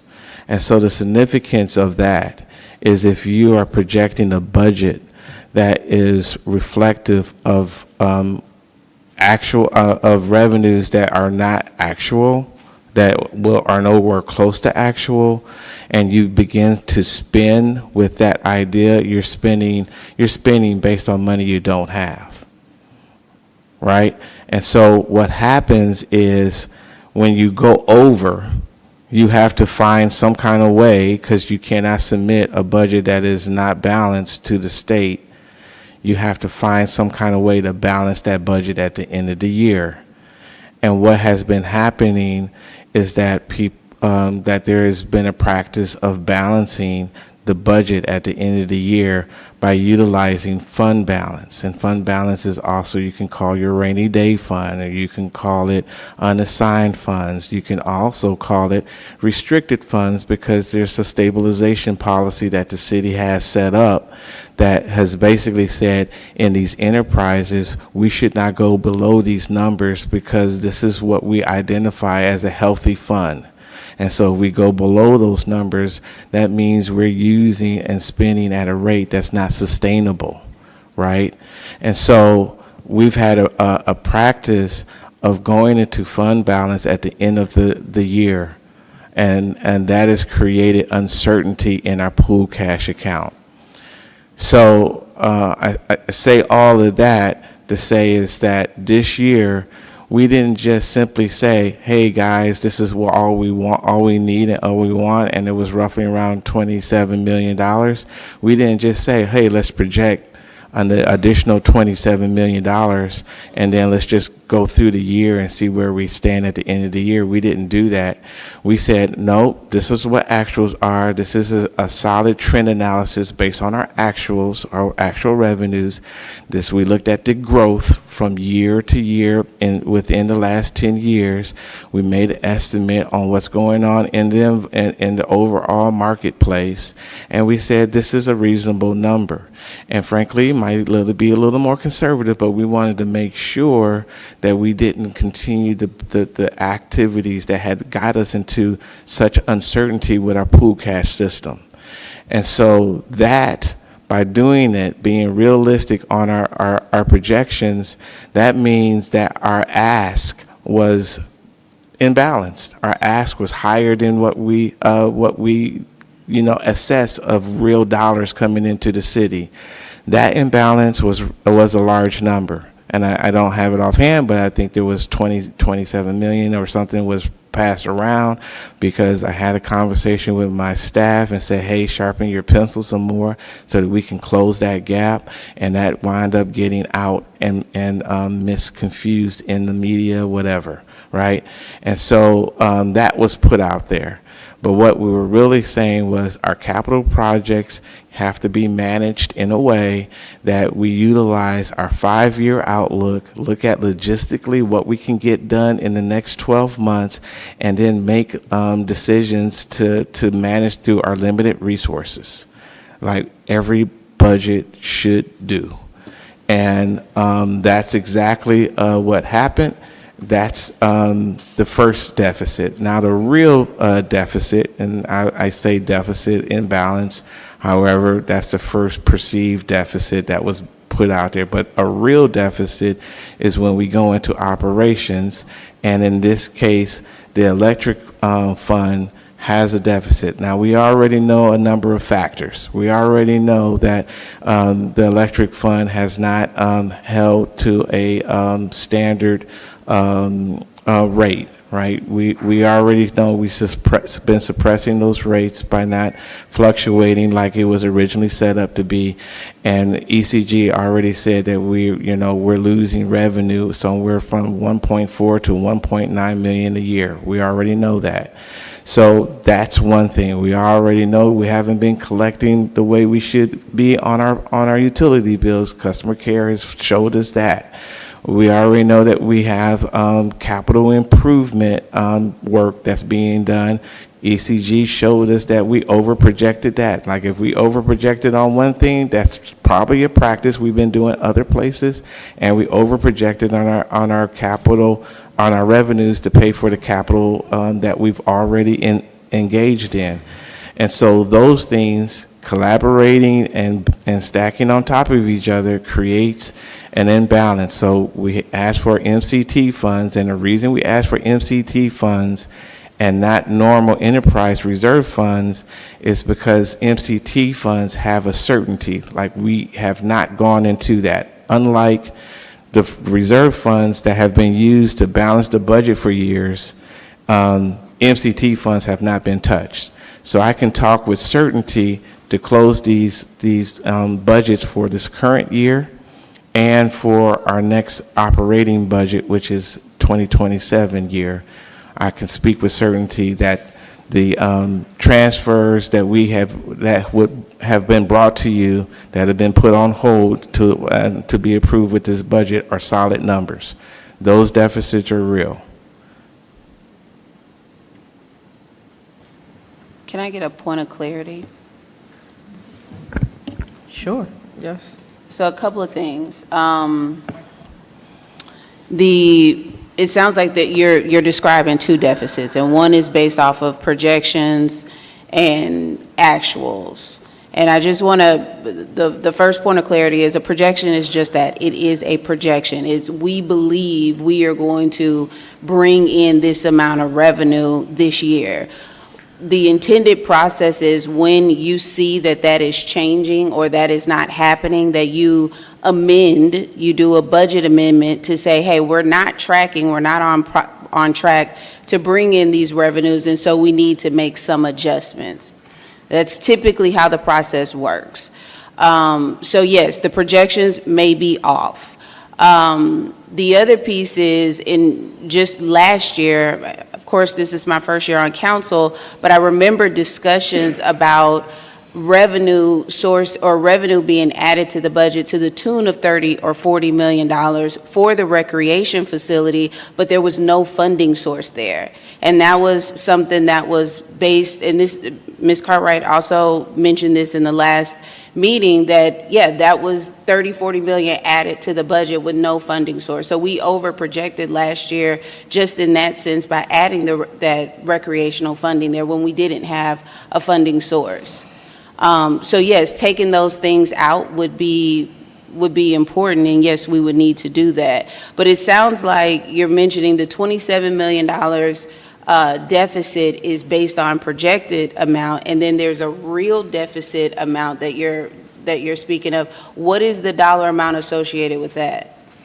The real amount is reflected in the Electric transfers, yeah, in the electric fund. And what's the amount of that? I don't have those numbers right in front of me. Estimate. Estimate there was, for this current fiscal year 2026, it was 2.8 million. And I believe for fiscal year 2027, it was 5.9 million. Yeah. And so it's just a huge difference between 27 million based off of a projected number to now we have a different type of term for deficit, which is the real deficit, and it's between 2.8 and $5 million. I don't want to confuse the 27, that's a whole different piece of the budget. Like you said, you are right, that's projected, and that's capital, and that's the whole city. And so that, again, was never intended to get out. That was all a work in progress, and so that wasn't what I reported. That's what had leaked out that we had to talk through because it was being confused. I think the point you mentioned about last year, the importance with last year is there was a funding mechanism, and that was through bond proceeds or bonding. The intent was, at least at my understanding at that particular level at that time, my particular understanding was that we had the ability to bond, and we had the ability to go out for bonds. And the thought is, if we're going to spend money on the design, which we did, and that was to the tune of $2 million, that we needed to move forward with actual construction after that those designs were done. And my understanding is we had the ability to do that. I did not know that we were going to be losing S&P, that we were so far behind in our audits. None of that was shared with me at that time. Yes, please help. If you can. Mayor and council, just for a little bit of clarity, I know the $27 million was kind of thrown around. If you look on, I don't know if you can see it on your screen, but I highlighted 26-27 budget department requests. If we had, oh, I'm so sorry, my battery's running low, but if we had followed through with what the departments wanted, we would have been looking at a $33 million, trying to figure out how to fill that gap. I don't want to call it a deficit because it's not a deficit. It's trying to fill the gap of what that dollar amount is that we're trying to reach. And so that's why we had to make those cuts. So this 2.5 million, that's referencing the electric. But all this, it's a whole totality of the organization. And so I understand what you're saying as far as the 30 million from last year. That would have represented 252 million. But going back years, it was the same concept. 23, 24, our total revenues were 177 million while we budgeted 211 million.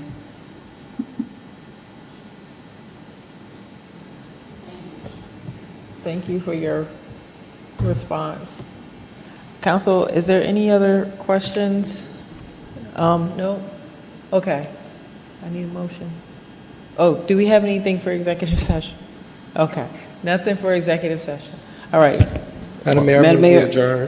Second. Oh, come on now, I got 5 of them now, pick one. Can I have a second? Second. All those in favor? All those opposed? Thank you, good night.